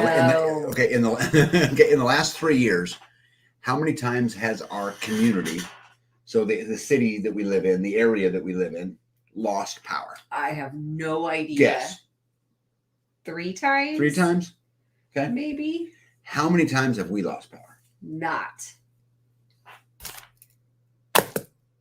Next Well, we did lose power that one time. No, you were so full of it. Well, no, when the we something about the what was that? I had to go out and flip the breakers. Mm-hmm. The breakers tripped or something. Yes, and I had my batteries set at 50%, so they would never fall beneath 50%, even though you can take them to 100. And you used enough to get through that, and it tripped a breaker, and you had to switch the breaker. But we've never lost power. Yeah, it was because the the two ceiling fans on the back porch were left on. Yeah. High. Yeah, when this was back when we had 2 batteries. Significant time. Right. Yeah. Okay. Big Kid says, I got my first inverter back in the early 90s and have power on a work trailer and just learned from there. Yeah, me too. I bought just the beginnings and been working on it ever since. And just curious with this high heat, what temperature you guys set in your home right now? Well, right now it is up here. I'm on the 3rd floor and it's 82. So downstairs it's probably 75. And there's no air conditioning on right now in my house. We just have the ceiling fan on. Yeah, but this is, again, there's things you can do, guys, that make the energy you need less. Okay, big insulation, right? Good windows, tape your seams, foam cracks, all of those kind of things. There's another big one too, which is thermal mass. If you guys instead of sitting on a 4-inch slab of concrete, if you were sitting on an 8-inch slab of concrete, it would perform so much better. If you can keep the heat off the concrete and let it just sit on that cold dirt down there, it will emit all day long. It can be 100 degrees outside and it'll be 80 in my house with no energy input at all. And it's so crazy how that works. But isn't that awesome though? It works. Mm-hmm. Aren't you glad you just said? Yeah. Dump that extra concrete right there. I'm so glad I said that.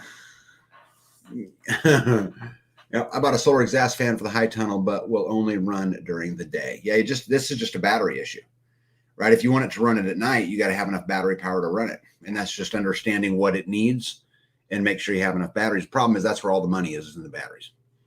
The systems themselves are pretty cheap. Steve, you're super welcome. There's no battery on that, so it runs directly from the electric generated by the solar panel. When there's no sun or not enough sun, no electricity. Yep. We have solar fans on Bethany's greenhouse, but they're exactly that. There's no batteries to them. They just run when the sun's out. It takes gas to make electricity. Tamara says, damn, she is blonde. Sometimes. Those are gray.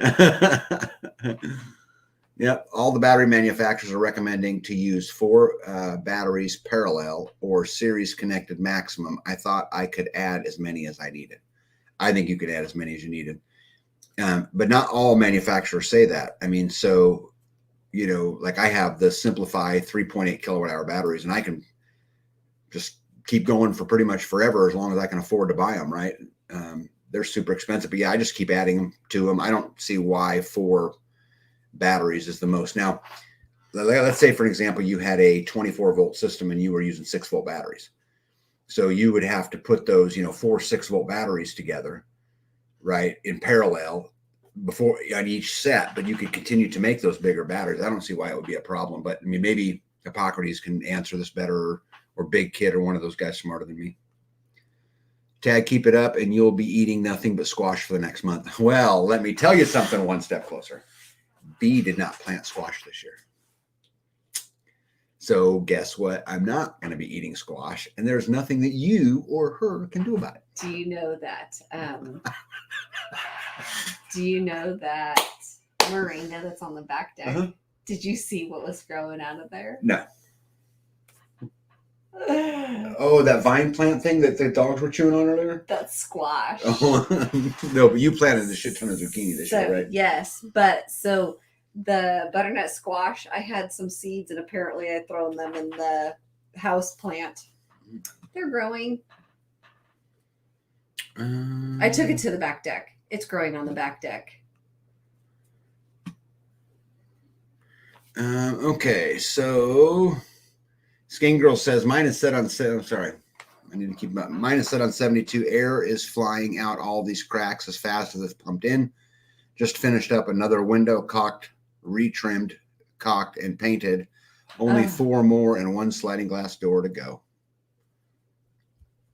Yeah, you lose a lot of cool air through your Yeah, Gregory, Yes. if you want to look up, I wonder if I can.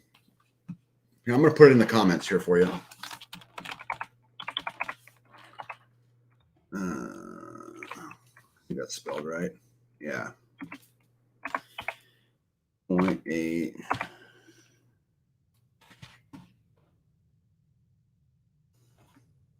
I put my batteries in the chat right here, bud. Simplify. I think I spelled that right.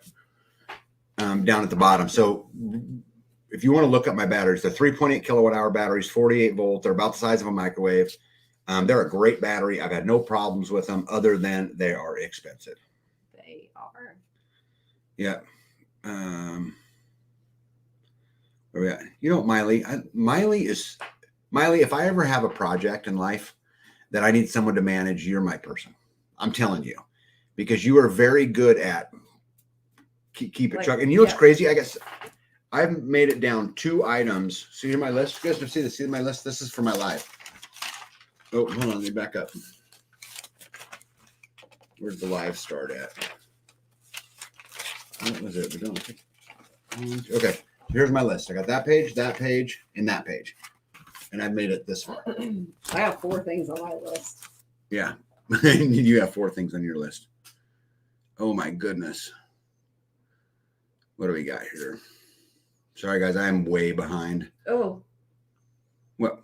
Oh, you just it went. Yeah. All right. So let's go. I think I'm almost to the bottom here. There were so many guys. If I skipped you, I'm sorry. If it was important. Type it again. Oh, big kid. I got to say that. Solar, let's get people free. Right. Just type it again if I missed you guys. Yeah. I'm going to have to skip down here. I'm like way. Hey, Faith, what's up? Faith is another good one at keeping you square. That was one thing when we had our lights, we would take our batteries from the drill and such back to our old house, and we would charge them, and then we would bring them back out to the land, and we would use them and then take them back home and charge them. And when we first got our solar system hooked up here at the house, it was a beautiful sight just to have. That was a great day. I actually bet you I have that picture somewhere. Pictures of the outside of the house with the lights shining on. Yeah. Hey, Rhonda, good evening. It's wonderful to have indoor lights. All right. I'm going to try. Okay. I think I'm caught up. So, all right. So let's get on to the next topic. What do you think? Because I don't want to, Miley's over here being a Nazi. Talking about being a Nazi. Solar. No, it's good. It's good. Okay. Yeah. So I got a trivia question for you guys. And you guys bring me the squash at the Midwest Appearance and I'll rock it. To eat it? You'll right? Eat it? Well, there's a whole bunch of people saying we know what we're bringing tag at the festival. Apparently they're bringing squash. Oh, but yeah. I need something to shoot. No. So anyway, so here's a trivia question for you guys.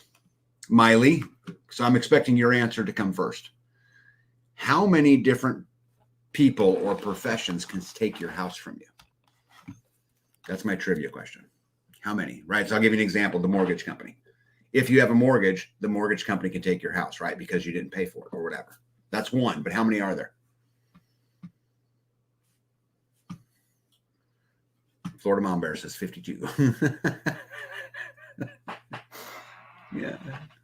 An arsonist. How many can take your house? Yeah, legally, because Hippocrates says an arsonist.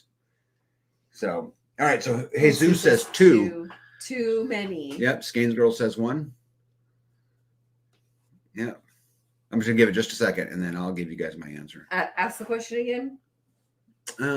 Amy B says that she ordered. Oh, hold on here. Amy B says, getting more free ordered 2 generators that can be linked today. I will be better prepared for grid interruption. Good for you. You go. 5. Ooh, got some 4s. Yep. Rick says 13. The school district. I'd say 1, ultimately a judge. It's a good answer. A lot of good answers. Well, to me, there's 3 very easy ones right up front. So the first one would be the mortgage company. The second one would be the back taxes, right? There's some good ones. Like Potpourri for Life is a great one right here.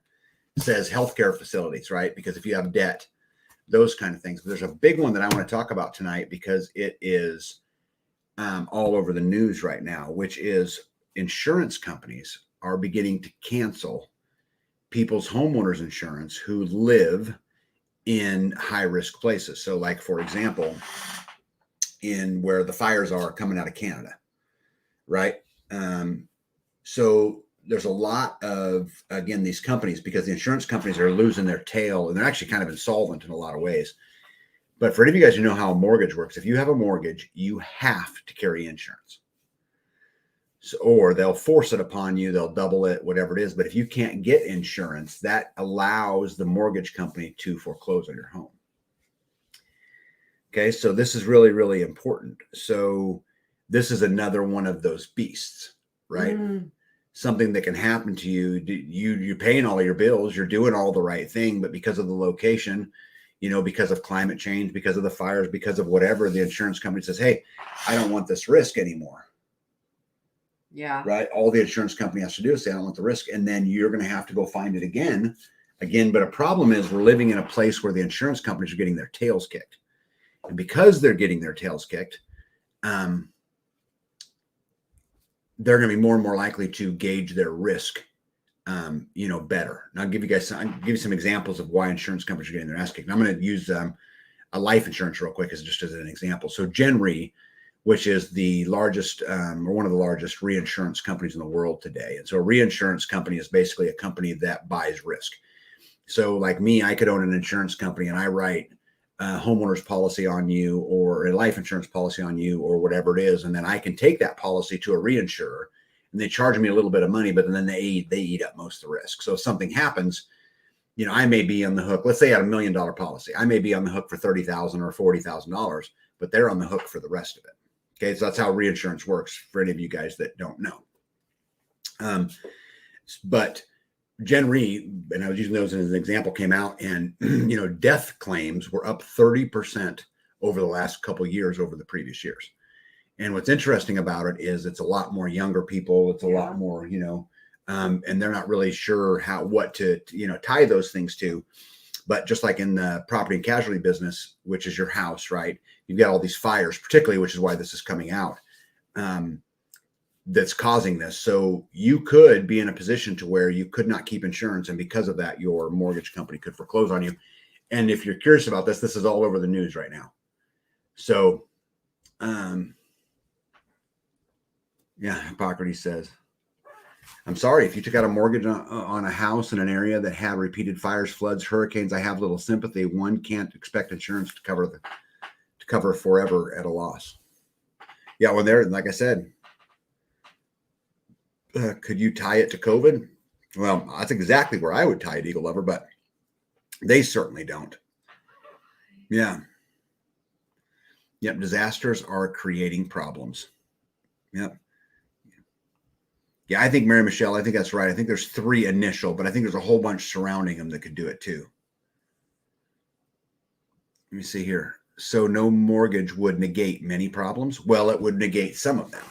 It's still not going to free you from the beast, but it would free you from the mortgage beast, and it would free you from the insurance beast, right? Because you don't have to carry insurance if your home is paid off, but it certainly does not free you from the tax beast. But like you guys have heard me talk about this so many times on this channel, and that if you ask a general how many fronts you want to fight a war on, he's going to say 1, because you don't want to divide your resources. And so my challenge in going and living free is how many fronts can I get rid of? Can I get rid of the mortgage? Can I get rid of the insurance? Can I get rid of the taxes? Well, haven't figured out how to get rid of the taxes yet, but same with food. Can I grow 10% of my food? Can I grow 20% of my food? Can I grow 50% of my food? Right. Or trade something that you can do for those items. Right. You guys know that we recently got an excavator that the community is going to own. This again is another beast. This is something else we don't have to reach outside the community for, right? Something breaks. I mean, I'm not dependent on that out there. So I think it's really just about how do you shrink it down? Because again, I don't think that getting 100% free is possible. I do not think we can get there. I think we can get close. Because as Skane's girl says, the tax beast and eminent domain. So 2 for me. Yep. Insurance should never be subsidized. Buying at the coast is insane. Let me see. Mortality rates have changed. The mortality rates have changed the last few years. You're talking about the mortality tables. Well, they're changing all the time, right? They change every year, but I still think it's interesting that it's up 30%. And this is the world I come from, which is the only reason I know that. Oh, thank the Lord. I have not had property insurance since 2012. Well, at least you're at a place where you can choose whether or not, right, to have property insurance. Because a lot of people aren't there. You know, and you guys have heard me say many times that, you know, I don't believe in debt, but if I was going to go, land is probably the one thing I would take a loan out on. Because it just is what it is. I mean, trying to find, you know the prices of everything, trying to get free and trying to get a piece of land is really hard, you know, but these are the beasts you worry about. And again, I think this is super fascinating that they are taking people's homes away through insurance companies now. At least to me, it's crazy. Yeah, all taxes are illegal. I don't know if I'd agree with all of them are, but I would certainly agree that most of them are. Let me see here. Then you have to worry about people suing you as much as people are sue happy, right? And you know what? If we carry homeowners insurance today, we would not have to. I could get rid of it if we needed to. But if I got rid of it, I'd be a whole lot more lock the gate and don't let anybody in. You know. Amy B says, doesn't 80% of the population live within 50 miles of the coast? What I read was like 71 or 72%. But Amy, your point's real. Yeah. Right? Faith says, yep, and the rest live in Tornado Alley. Yeah. Yeah. My husband and I talked about this last night. The government needs money to pay for expenses. They just spend more than they receive, and they continue to do it. Mm-hmm. Right? Jamie Dimon wants to eliminate personal property rights. Well, of course they do. They want to own everything. They want you to be a servant. Of course they do. No property insurance either. Only have a mortgage on the land I paid for the house as we built it. As we built it. Yep. I don't have a choice either. My mom's house, I just paid $1,700 in homeowners. I don't carry it on my property down south. $1,700. Hypocrisy says, always remember, any person can sue anyone for any reason at any time. It may get thrown out or fail, but the suit can at least be filed. Oh, yep, for sure. The finance beast gives me headaches, so I tried not to think about it too much. There's a lot of beasts out there, right? Different level, different devil. Different level, different devil. Right? Amy B says, oh, I read Tomato Alley. Yeah.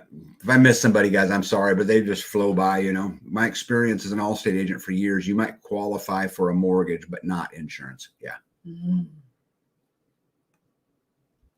There's been a lot of evidence coming out recently how the special sauce the past few years have skyrocketed death rates. Yeah, there's some of that out there. Again, I don't think the big companies are saying that now, but certainly liability insurance for your property lawsuit. What's on B's list? Oh, you want her 4 items? Tag. Go ahead. Oh, well, we've already talked about basically all of them. Mm-hmm. Mm-hmm. Other than the turkey run. We got the turkey run done. Turkey Talk about that. How was that? We were able to do a 9-foot by 16 foot? Yeah, it's is it 9.5 by 9.5 by 16. Yeah. Enclosed turkey run for the teenage turkeys. Yes. So today was their first day outside in a week. Mm-hmm. They've been in the coop locked up for a week because I didn't have the run done. Yep. So we were able to put them into their building, but then we were able to put the run together today. And between yesterday and today, we had a 15% chance of rain, and it rained both days. Pretty good too, because when we went to bed yesterday, we had 40 gallons of water in the tanks. And when 40 gallons of 650 rainwater. Right. And then when we got out there this morning, there was 250 per tank. Yeah. So there's 500 gallons in there now. Yeah. Yes. So we got significant rain through the night or up until this morning.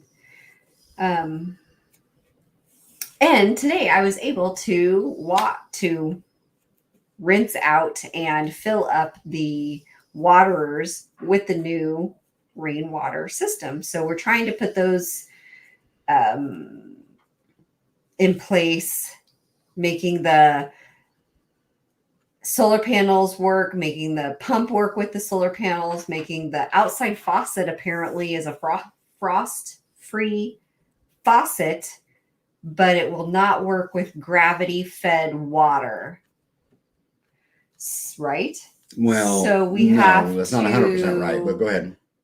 We have to use the pump or pressurize the water to get the outside frost-free faucet. The frost-free faucet doesn't like low pressure. So either the tanks have to fill up more, right? But as the tanks get down further and further and further, it's hard to push through that faucet. But anyway, so water wasn't coming out of it. Let me regurgitate it. So I installed a water system in Beach Turkey Coop. It's got 650 gallons of rainwater storage. The gutters run directly inside. The tanks are inside for two reasons. One, to keep them out of the weather, right? Because if I keep them inside, they will stay thawed longer, which means I can shorten the winter period where I have to drain them.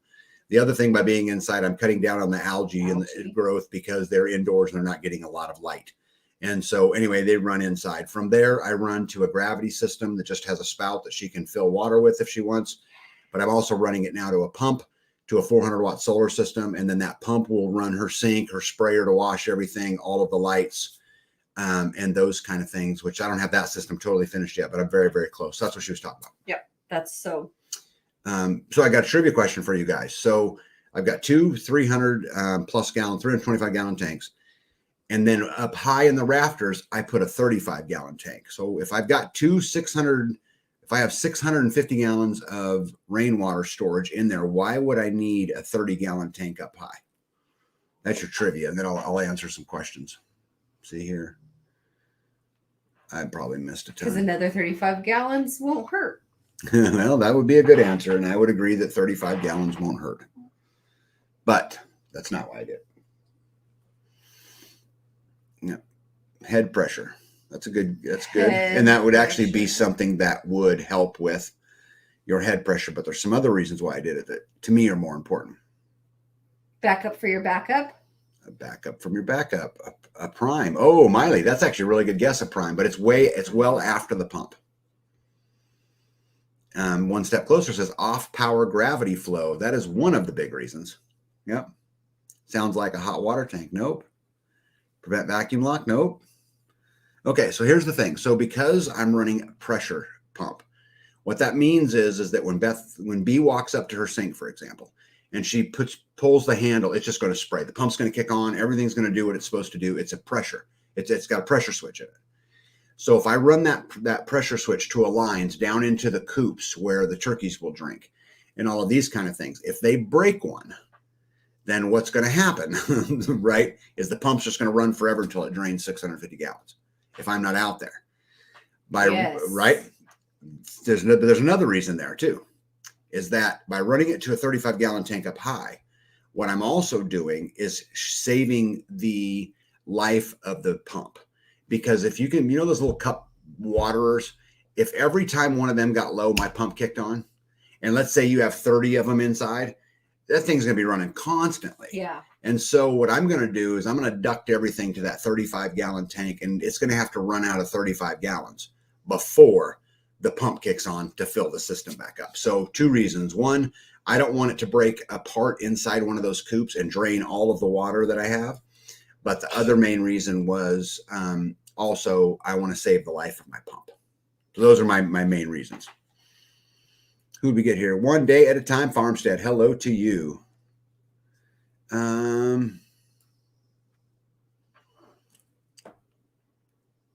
Yeah, Rick says backup supplier. What's a backup too? Because you could turn the pressure stuff off and you would have 35 gallons. But so you would fill the 35 gallons during the day. Yeah, so when the sun's out, right, when you go out there to do your chores, if that 35 gallon, you can see it, right? You know right where it's at. You'll see it. If it needs water, you'll just turn the valve and it'll fill up. And then you'll turn the valve off and it's so now that's how I water then. Yeah, you're going to be able to water that entire building by one valve. with the 35-gallon tank. Well, you're going to keep the 35 full, which will then feed all of those little cup waters. All the way so through. I don't have to go fill the cup waters. I just have to fill the 35-gallon tank. That's all you got to worry about. And that 35-gallon tank is automatically going to gravity feed everything else. The little cups. It's going to do the guinea coop and the 2 turkey coops. It will do all of them auto, and it will do the one stall. Yeah. So it'll do all of them. Okay. So let me see here. Tag, clarify, please. Okay. Does the 3,500 filter down into the other tanks, preventing sitting water that could create mold? No. So the gutters run from outside the building. Now there's no real trees around it, so I'm not super concerned about leaves in that, but it'll get sediment filtered. It'll then runs into the tank. From there, it comes out of the tank, runs to a pump. That pump then pumps all over the barn, but specifically it will fill the 35-gallon tank so that again, my pump's not running as much and prolonging the life of the pump. Right. So it's not 3,500. It's 35 gallons. Yeah. No, so it's not hard plumbed. Well, I mean, it's kind of hard plumbed. I mean, plumbed. Yeah, the lines, Hippocrates, run all the way up to the, I mean, it's permanent, right? But there's a valve on it. It's PEX. And so if it runs low, she'll just turn it on. Because my thing I'm worried about, I don't know if you guys know, how many people know this, but turkeys are kind of big and dumb. And, you get a 40 or 45-pound turkey breaking off any of those little cup feeders. What's going to happen, as soon as that cup feeder breaks off, that pump's going to kick on. And let's say it happens at 11 o'clock at night. B and I are asleep. That means that pump is going to drain my battery. First of all, it's going to run all night long. It's going to drain all of the water out of the system. And then we're going to get out in the morning and we'll be like, yeah. Right. And so this is a preventive measure for me. We had a homestead who had an animal knock into their water tank and break off the on-off valve on their water tank. Yep. Which then drained the water out of the water tank, and then they didn't have the water. Right. Well, and it could still drain, but all it's going to drain is the 35 gallons. It's not going to drain the 650-gallon tank. All it's going to be able to do, the maximum damage it will cause is that 35 gallon. Because the other valve is off. That's right. So because it's on a pressure system, when you walk up there and you just turn that valve, you'll see it fill in up there. Yeah. Right. And then you just turn it off and it's done. Yeah. So Gregory wants to know what happens this winter when it gets cold. Well, I drain the system, right? I have no way to heat it now. Yeah. Maybe if between the cows and the turkeys and the guineas and whatever else is in that barn, it may prolong the water usage. Correct. But we'll probably end up having to drain it. Yes. Come winter time. And carry water. And so that's what we do now, though. I mean, we're carrying water out here to these animals. We are carrying water. I carry plenty of water, Missy. Plenty. There's a lot more. Feel that tricep. Oh. Yes, we carry plenty of water. But now we're going to be carrying it for 2 months out of the year. But what I'm hoping is that I can figure out some low energy cost tank heaters, that maybe I can save some of that. I'm just not 100% sure, but we're going to work on it. But if I can get it from 12 months of carrying water to 2 months of carrying water, I've won a tiny bit freer, and we'll continue to, fight on. We haven't had, it's not our tanks that freeze in the wintertime. It's the copper fittings that freeze and then split open. We've had that. Well, 2 pumps and a copper fitting have broken in the wintertime because like the pump, we didn't drain the water out of the bottom of the pump, which apparently there's a drain valve on the bottom. Didn't know. So drained the system, left water in the pump. It froze, cracked. We replaced it the next year. Drained the system, did not drain the pump, and it broke again. Yeah. So Hippocrates says you could just put alcohol in the tanks. It freezes at a lot lower temperature, and then the turkeys could just party all winter. oh, good grief. I don't want to get the turkeys drunk. Yeah, Big Kid says, did you put a vent valve on it? No, I didn't, but here's the reason why I didn't. Is because at the top where the line comes into the tank, the line that goes in is 1/2-inch line. And so I drilled a 9/16 hole. So it's pretty tight, but there's still some air, tiny bit of air around it. So it'll let that to prevent that siphon lock you're talking about. Oh, that's why it had that push button on it. Yeah. Fish tank heaters, maybe. See, it all depends on how much power they take.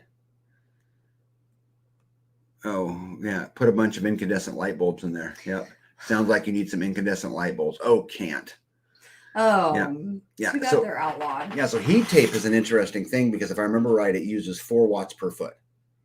Per foot? Per foot of heat tape. So you could heat tape the lines for a pretty low energy cost.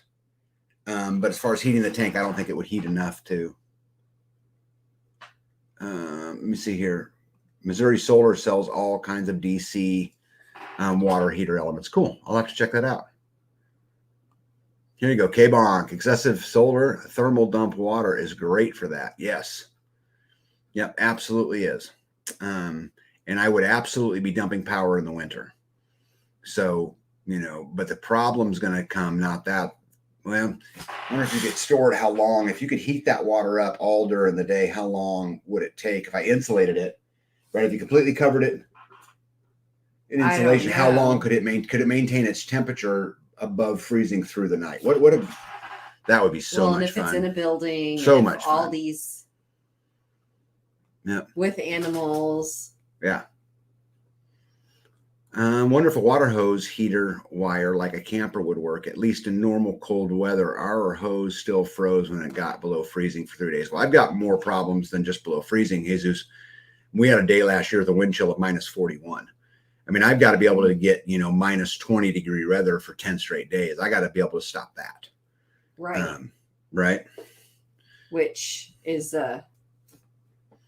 or pretty for hard. Excessive solar wire to an electric chair at the table in the community building. Yeah, that would be a very popular chair, wouldn't it? Yep, all good. Yeah. So anyway, it'll be fun. This is going to be a great experiment. But here's the good news: B for the first time has water out there. Oh, it was so much easier just to turn a little nozzle on. Right. So super, super cool. She's got water. That's step one. Tomorrow, I ran the panels on the building tonight. I've got all the wires sitting there. I've just got to get it all hooked up. Tomorrow, you'll have pressurized water. Hopefully, I can get the drains into her sink, which means she's finally, for the first time, she's washing the feeders and the waterers and the other things that she uses in a deep sink, which will make her life a lot easier. Making her life easier is very important to me. Yes. You say yes like it is, like you're reinforcing that it should be. Yes. I'm excited. Yep. Let me see. Yeah, froze solid for a week, right? Off-Grid Doug and Stacy have videos on how they do their system in the winter. Hey, Dragonfly Ryan, what's up, bud? Got here late. Gonna have to go back and catch up. Rocket mass heater in the middle of the barn. That's an option, as in any wood source would be. The problem is you got to go out there and deal with it, right? And I really would like to find a way. We get back up here too. I want to make sure I give the right credit to K-Bonk up here at the top. If I could find a way to dump the excess energy from my solar system in the winter, because there's going to be many, many days where I'm just dumping energy into a sand battery, into some way. Could you take a water, and I'm making this up. Could I put a water tank in another tank, pack it full of sand all the way around it, and dump all that energy into that sand all day long? And then would it stay warm enough? Because I don't need it to be warm. I just need it to keep it from freezing. Can I use that excess energy? I don't know. This is going to be a fun project, but it is not for today. Just not for today. You got anything else on your list? Though I'm liking what you're talking about. Yeah. Because that would help. Mm-hmm. If you can figure that out to put, let's do that. Mm-hmm. You're a smart guy. Mm-hmm. Because then I could put that inside of the barn, and that would produce heat inside of the barn, right? Oh, it would produce massive amounts of heat. Yeah. If you could get it figured out right, it I would. wonder if we could, do it. Put one in the greenhouse, put one in the chicken coop, put one in the turkey coop. No, you just have to have one in that whole building, babe. Or an under. Here they go. See, Drummondson Live's got a good point too. I'll get to that here 1 second here. The community building, when being used, might just have more than enough hot air in there. Yeah, that would be true. Yeah, Starla says wrap all your pipes. Yeah, pipe insulation. Yeah. Oops, sorry, scuggle back to that one. Underground water tank. Did you notice that none of our underground water tanks freeze? Because that's another thing that we could easily do is take the excavator, dig a big hole right outside that building, dump the rainwater into an underground tank, and now you have water year round. Just so you know. But I did that up here with the underground, and it was the brass fitting that broke, right? Yeah, it wasn't because of, right. No, it was me not doing a good enough job. That was from you that did that? You did it wrong? The processing kitchen? I didn't know that. You did it wrong, and that's why it froze? What'd you do? No, I didn't have it. It just didn't have it together right. It didn't freeze underground. Right. It was a brass fitting. It froze when you popped back up into the processing kitchen. Right. That's, The brass fitting cracked, and the water just started. Yeah. As soon as we got the thaw, it started to thaw, and the water started to pour out, and we didn't notice it until the system was drained. Yeah. Gregory says passive solar heat and insulate the building well. Yeah, and this building's not insulated. It's a barn. So that would certainly be a choice too. Yeah, K-Bonk says, yes, as long as the sand is moist. Yeah. I built an outdoor kitchen with an old kitchen sink and connected to the outside water faucet. And it is great to be able to clean water bowls and work on plants. Yeah. Oh, that is what I would love to have. Yep. The heat will radiate out from the mass it's going into. Okay, when Faith's talking about the mass, it's talking about thermal mass, right? Whether it's going into rock or gravel or sand or water or whatever it is, right? That should lower the maintenance of adding wood all consistently. When he's talking about the rocket mass heater. Okay, got it. Yeah, you'd have to be going out there to feed it. Yeah, if you're heating with wood, yeah. Dumping excess power is easy. You simply wire in a voltage switch that comes on when the voltage gets so high and cuts off at the set lower voltage. Yeah. So basically what he's saying, I'll interpret this. So basically when you know how when we go down there to the system and you say, hey, the batteries are at 53.7. They're at 54 volts. They're at the top. So you could wire in a voltage switch in there that once it hits 54 volts, the rest of the power goes somewhere else. Right? You're directing it somewhere else. And so if it falls beneath that 54 volts, then it would go back to the original one, is what he's referring to. Yeah, I wish I was in an apartment during that mess. When things thawed out, my toilet valve blew apart. Oh, yeah. And Big Kid says, I have one for my domestic water. We'll have to pump if it's underground. Yes, you won't get the gravity fed, but no, make the tank in the middle of the structure if you can. Well, you can be out there hand digging. To put it underground, I think they're talking about put the tank inside in the middle. Yeah. That way animals are all around it trying to keep the heat. Yeah. Especially you got a cow. I could probably do that. Imagine they produce quite a bit of heat. I could probably do that. Oh my goodness. Okay, let me see here. My grandpa would put horse manure over the well hole in the winter. The decaying biomass would create heat. Yeah, but then I would be worried you'd be running stuff down in there. Poo-poo on the well hole. So should a well pump be underground? Well, my pump for my well is 100 foot underground.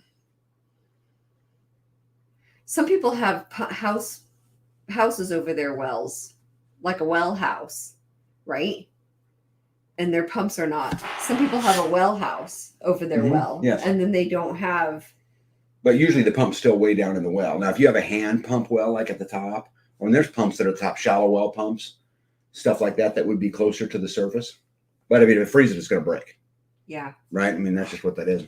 Yeah, but you still put a house or something over that. Amy B says, with a rocket mouse heater, a 2-3 hour burn lasts in a cob couch radiator for 36 to 48 hours. That's thermal mass that we're talking about, right? People build cob around them because it absorbs the heat really, really well, and then lets it out slowly during the night. That makes sense? Yeah. Yep. Y'all still going? Howdy, y'all. Trying to stay cool down here. Hey, bud, how are you? Yeah. I was just thinking about you today. Saying it's been a little while since we've chit-chatted, and Midwest is coming up soon.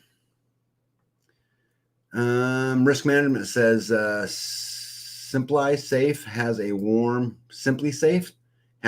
water alarm that texts you. I didn't know that. I'm very reluctant to connect any of my infrastructure to anything that requires internet. I'm super reluctant to do it because, well, I know that the way the system is, it will just be a light switch and you won't have those systems anymore. Let me see here. Once battery is topped off to divert load. Yeah. Risk management says that I use a SimpliSafe alarm system. Aren't you worried about the internet? Or am I just paranoid? Decomposing leaves packed against expanded metal is an effective passive heat source. Interesting. That's what I was trying to say, Amy. Laugh out loud. I wasn't sure of the time frame, though. Here in New England, our water pump is in the basement, and the lines that connect it are below frost level. Yeah. Tag, check your frost level. Should be 36 to 48, and it might be 55 degrees year round. Yeah, it is. If you go down in the ground, really beyond about 30 inches, it really starts to change fast. Yeah. Down there. Yeah, below it. Yeah, I followed you. I'll send you all an email this weekend, and yeah, planning on being there in October. Cool. Wonderful. I don't think you have to be on the internet connected to SimpliSafe. Well, that'd be interesting. Because I'm very, very, very, very reluctant to connect anything to the internet out here. Yeah. I don't let Alexas come in my house. Yes, people can say whatever they want, but I am just not good. So just not good. Risk management says, sorry, jumping around. I do not have my barn hooked to the system to text me. However, if someone opens or goes in, it is loud. Yeah, got it. All right, oh my God, we've been at 2 hours. All right, let me see. I'm going to run through some news stuff for you guys, okay? Yeah, Scainsborough says they have a 4 to 6 inch frost line. Yeah, not here. Yep, not here. Okay, so did you guys know that there was a cyber attack this week that shut down hospitals in California, Texas, Connecticut, Rhode Island, and Pennsylvania? And they're saying that it came from the Chinese, which is, of course, what they would say, because the scare tactic is to keep us scared. So who knows what the truth is. But anyway, it shut down hospitals. I thought that was interesting. The Fed has now suggested that they raise the reserve limits on banks. This is actually good news if they do this, in my opinion. Which you don't talk a lot about news, right? That's good news. So I don't know if you guys know this, but banks have to reserve 10%. So you put $10,000 in the bank, and they can loan out $9,000. $1,000 of it is reserved, and then interestingly enough, they loan that $9,000 to a guy who wants to go buy a car. Yep. And then that guy pays the seller the $9,000 for the car, who then deposits it in the bank, and then the bank takes that $9,000 and loans out $8,200 and keeps $800. Yep. And they just keep creating. This is how money is created, right? But anyway, so there's been some talk about raising the limit because the banks are becoming so insolvent. And so I think this is interesting. You got insurance companies we talked about earlier insolvent. You got banks are insolvent. You got all this stuff crashing around us. It is definitely an interesting time to be alive. Amy B says, my hospital was on alert. Yep. Yep. RN, good night to you. Yep. Not so good for the small banks. Yeah, no, they don't want any small banks. They'll be gone soon. I'm sure all you guys heard that the United States had its credit rating downgraded from AAA to AA+. I'm sure everybody heard that. That was all over the news.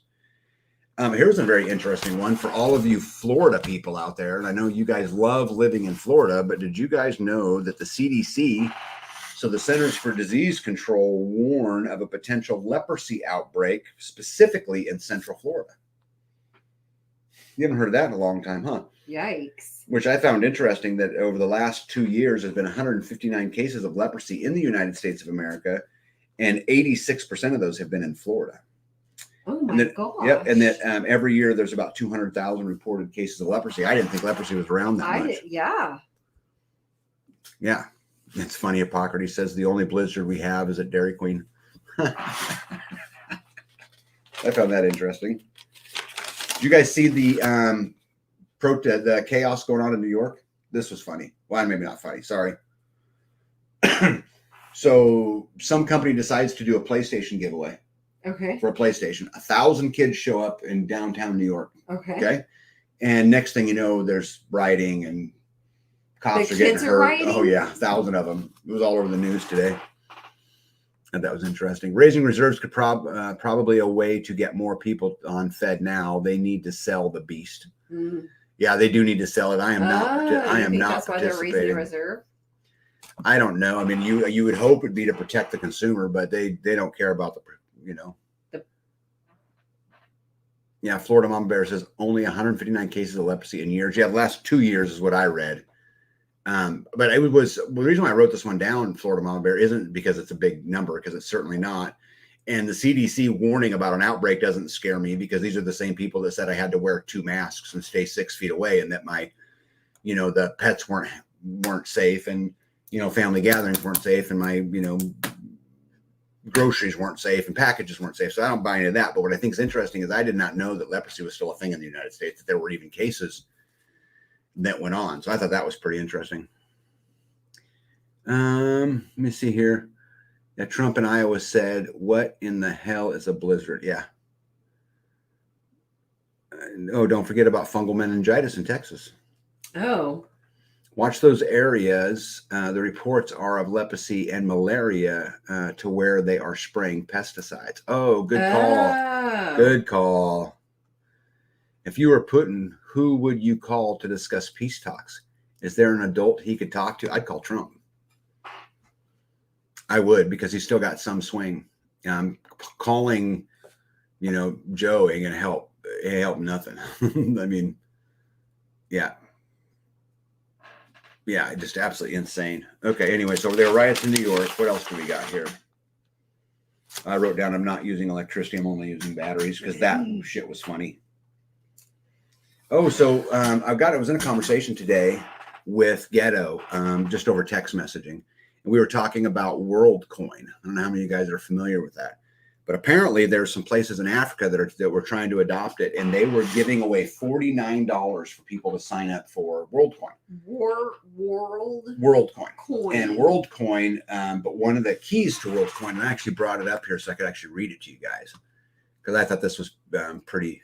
This is actually from Forbes.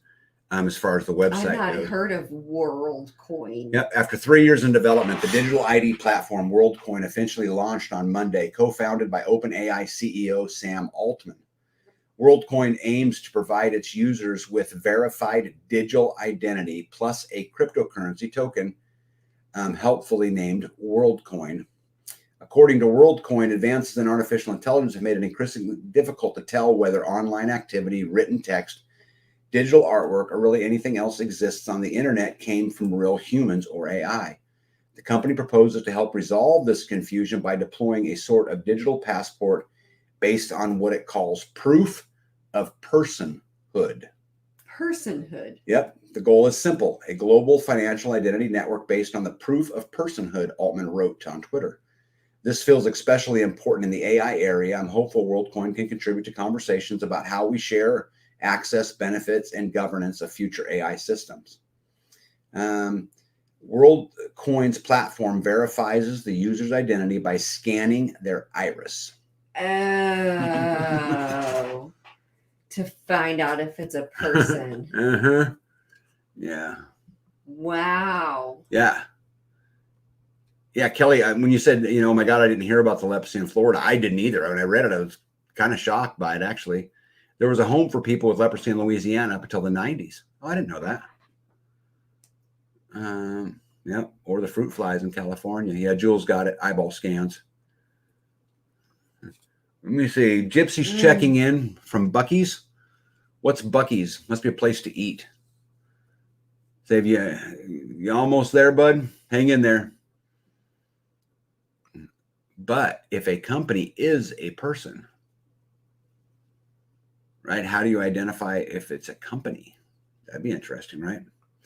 WorldCoin only lasted a few days, then they stopped signing up. Yeah, they got a bunch of pushback from it, but I think that the dollar's collapsing, and I think it's that our status as the reserve currency is also collapsing, and I think we've got this big fight going on with BRICS, and so it would not surprise me, K-Bonk, to see them come out with something, WorldCoin, whatever, to come out with something in a way to combat it that would use the retina or the iris scan or whatever it is. Resolve the confusion. Whose confusion? Yeah, I'm all over the place. Hopefully I have a good immune system. I hope you do too.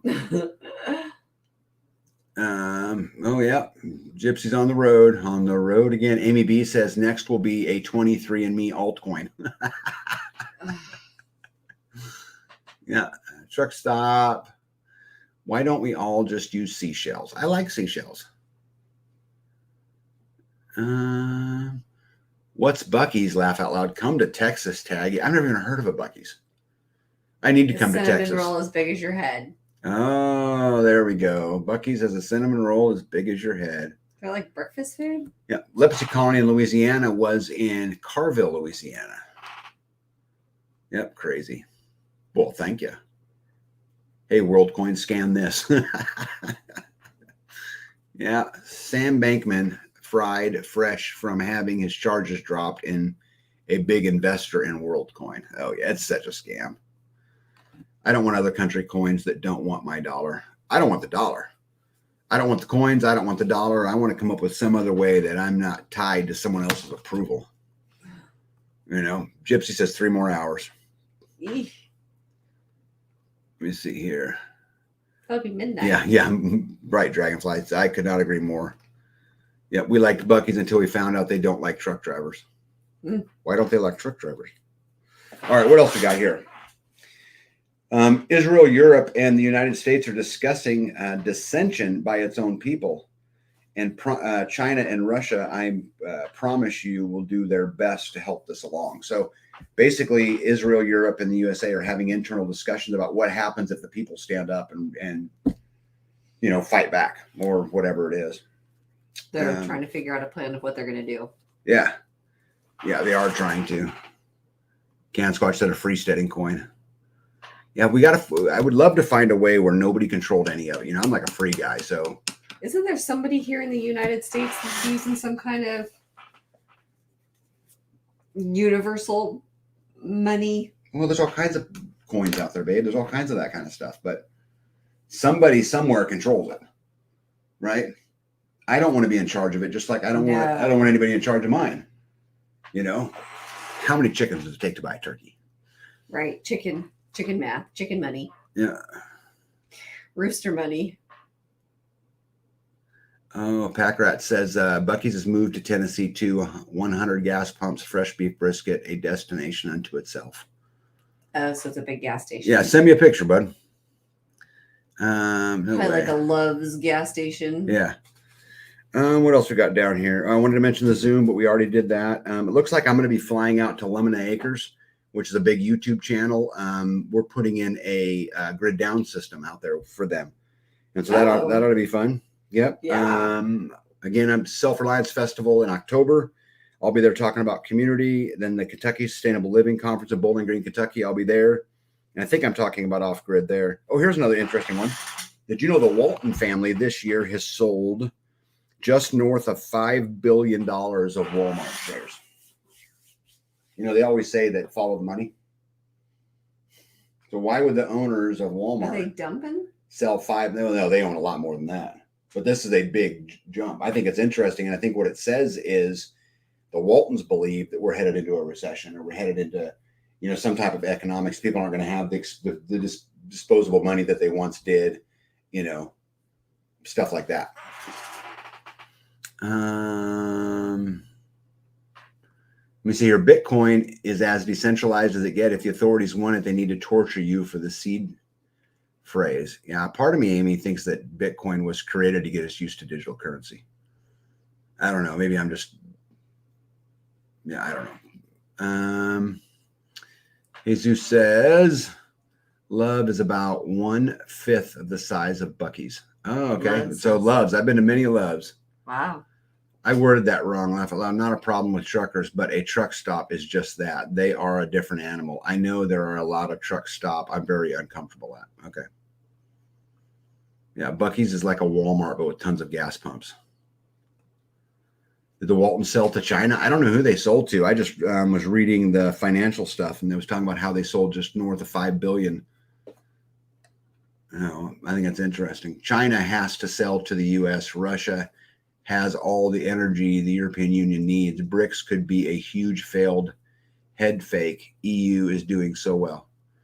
Yeah, I'm not 100% sure what to think of the whole BRICS thing yet. I mean, I think at some point, America's going to fall, guys. I mean, there's no way we're going to be the reserve currency forever. I mean, how many reserve currency switches have there been in, recorded history? Many. I mean, so we're going to go down the road, but I'm not 100% sure.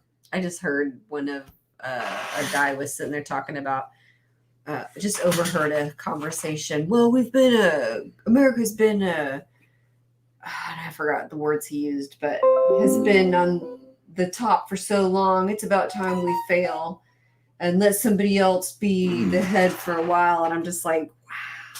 Yeah. Skane's girl says they're getting a Buc-ee's. Well, I'm going to have to figure out what a Buc-ee's is. What else? Okay. So a financial guy that I talk to fairly regularly from my old previous world, and this is a guy way at the top of a company, said to me that he would not be surprised to see 10% mortgage rates by the end of the year.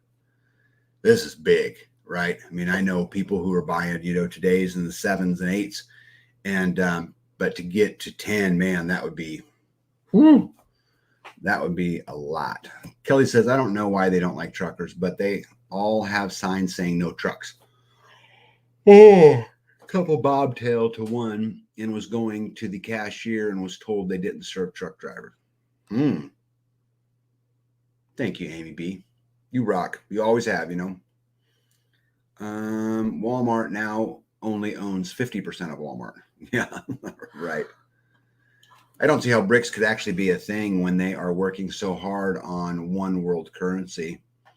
Wouldn't the World Economic Forum be fighting that? Well, you remember the world's really divided right now, and the World Economic Forum is really the NATO countries, right? I mean, that's really where it's going to go along, and BRICS might very well be the other people getting pissed off and going, no, we're not going to participate in that. Let's come up with something else,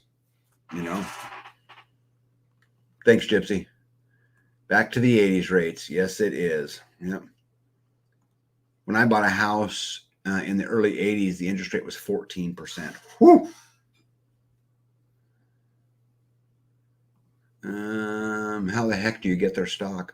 By truck? Yeah. Let me see here. If you're swiping a card, what money are you using? Well, you would think you're using your money, but money is the land of make-believe, so it doesn't really exist. I just gave you guys the example of how they make money by your deposits, right? And how it's the money not backed by anything. It's just numbers, is what you're saying. It's not even that. It's not even real, babe. Listen, if you do the math, you go put $10,000 in a bank. We talked about the reserves. They loan out $9,000. That $9,000 then comes back into the bank, to which then they loan out 90% of that and keep 10. Yep. And then by the time it's done, 90%. Yeah, by the time that done, that $10,000 is $250,000 in a handful of transactions. It was all the same $1,000. It was all the same $10,000, and there was no more additional money added to the pot. But now it's $250,000, so it really doesn't exist. So when you're swiping a card, what money are you using? Right? That's an interesting question. Well, when I swipe, I don't really use credit much, so I use my debit card. So I'm using my money that they let me think is mine.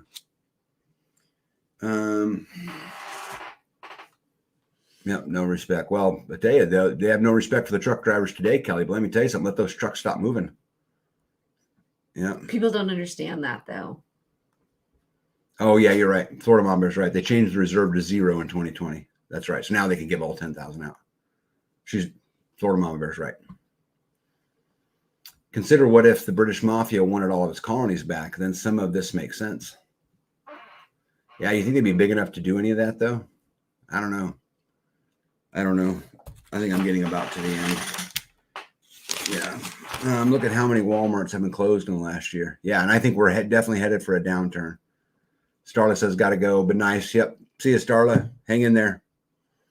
Hey guys, I think we're gonna get out of here too. But I still have to do the chores. So before we go, what do you got to say?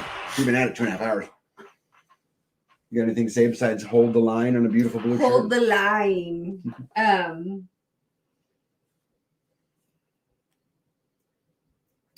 I was gonna say work smart, use your resources wisely. Mm-hmm. I love you. I love And you. you know, when you're complaining about the whole your truck's running, and sometimes I'm just like, yes, I know. It had nothing to do with the fact that I said I've got milk in the car, and you said, wait, I've got 5 things I need you to do for me first.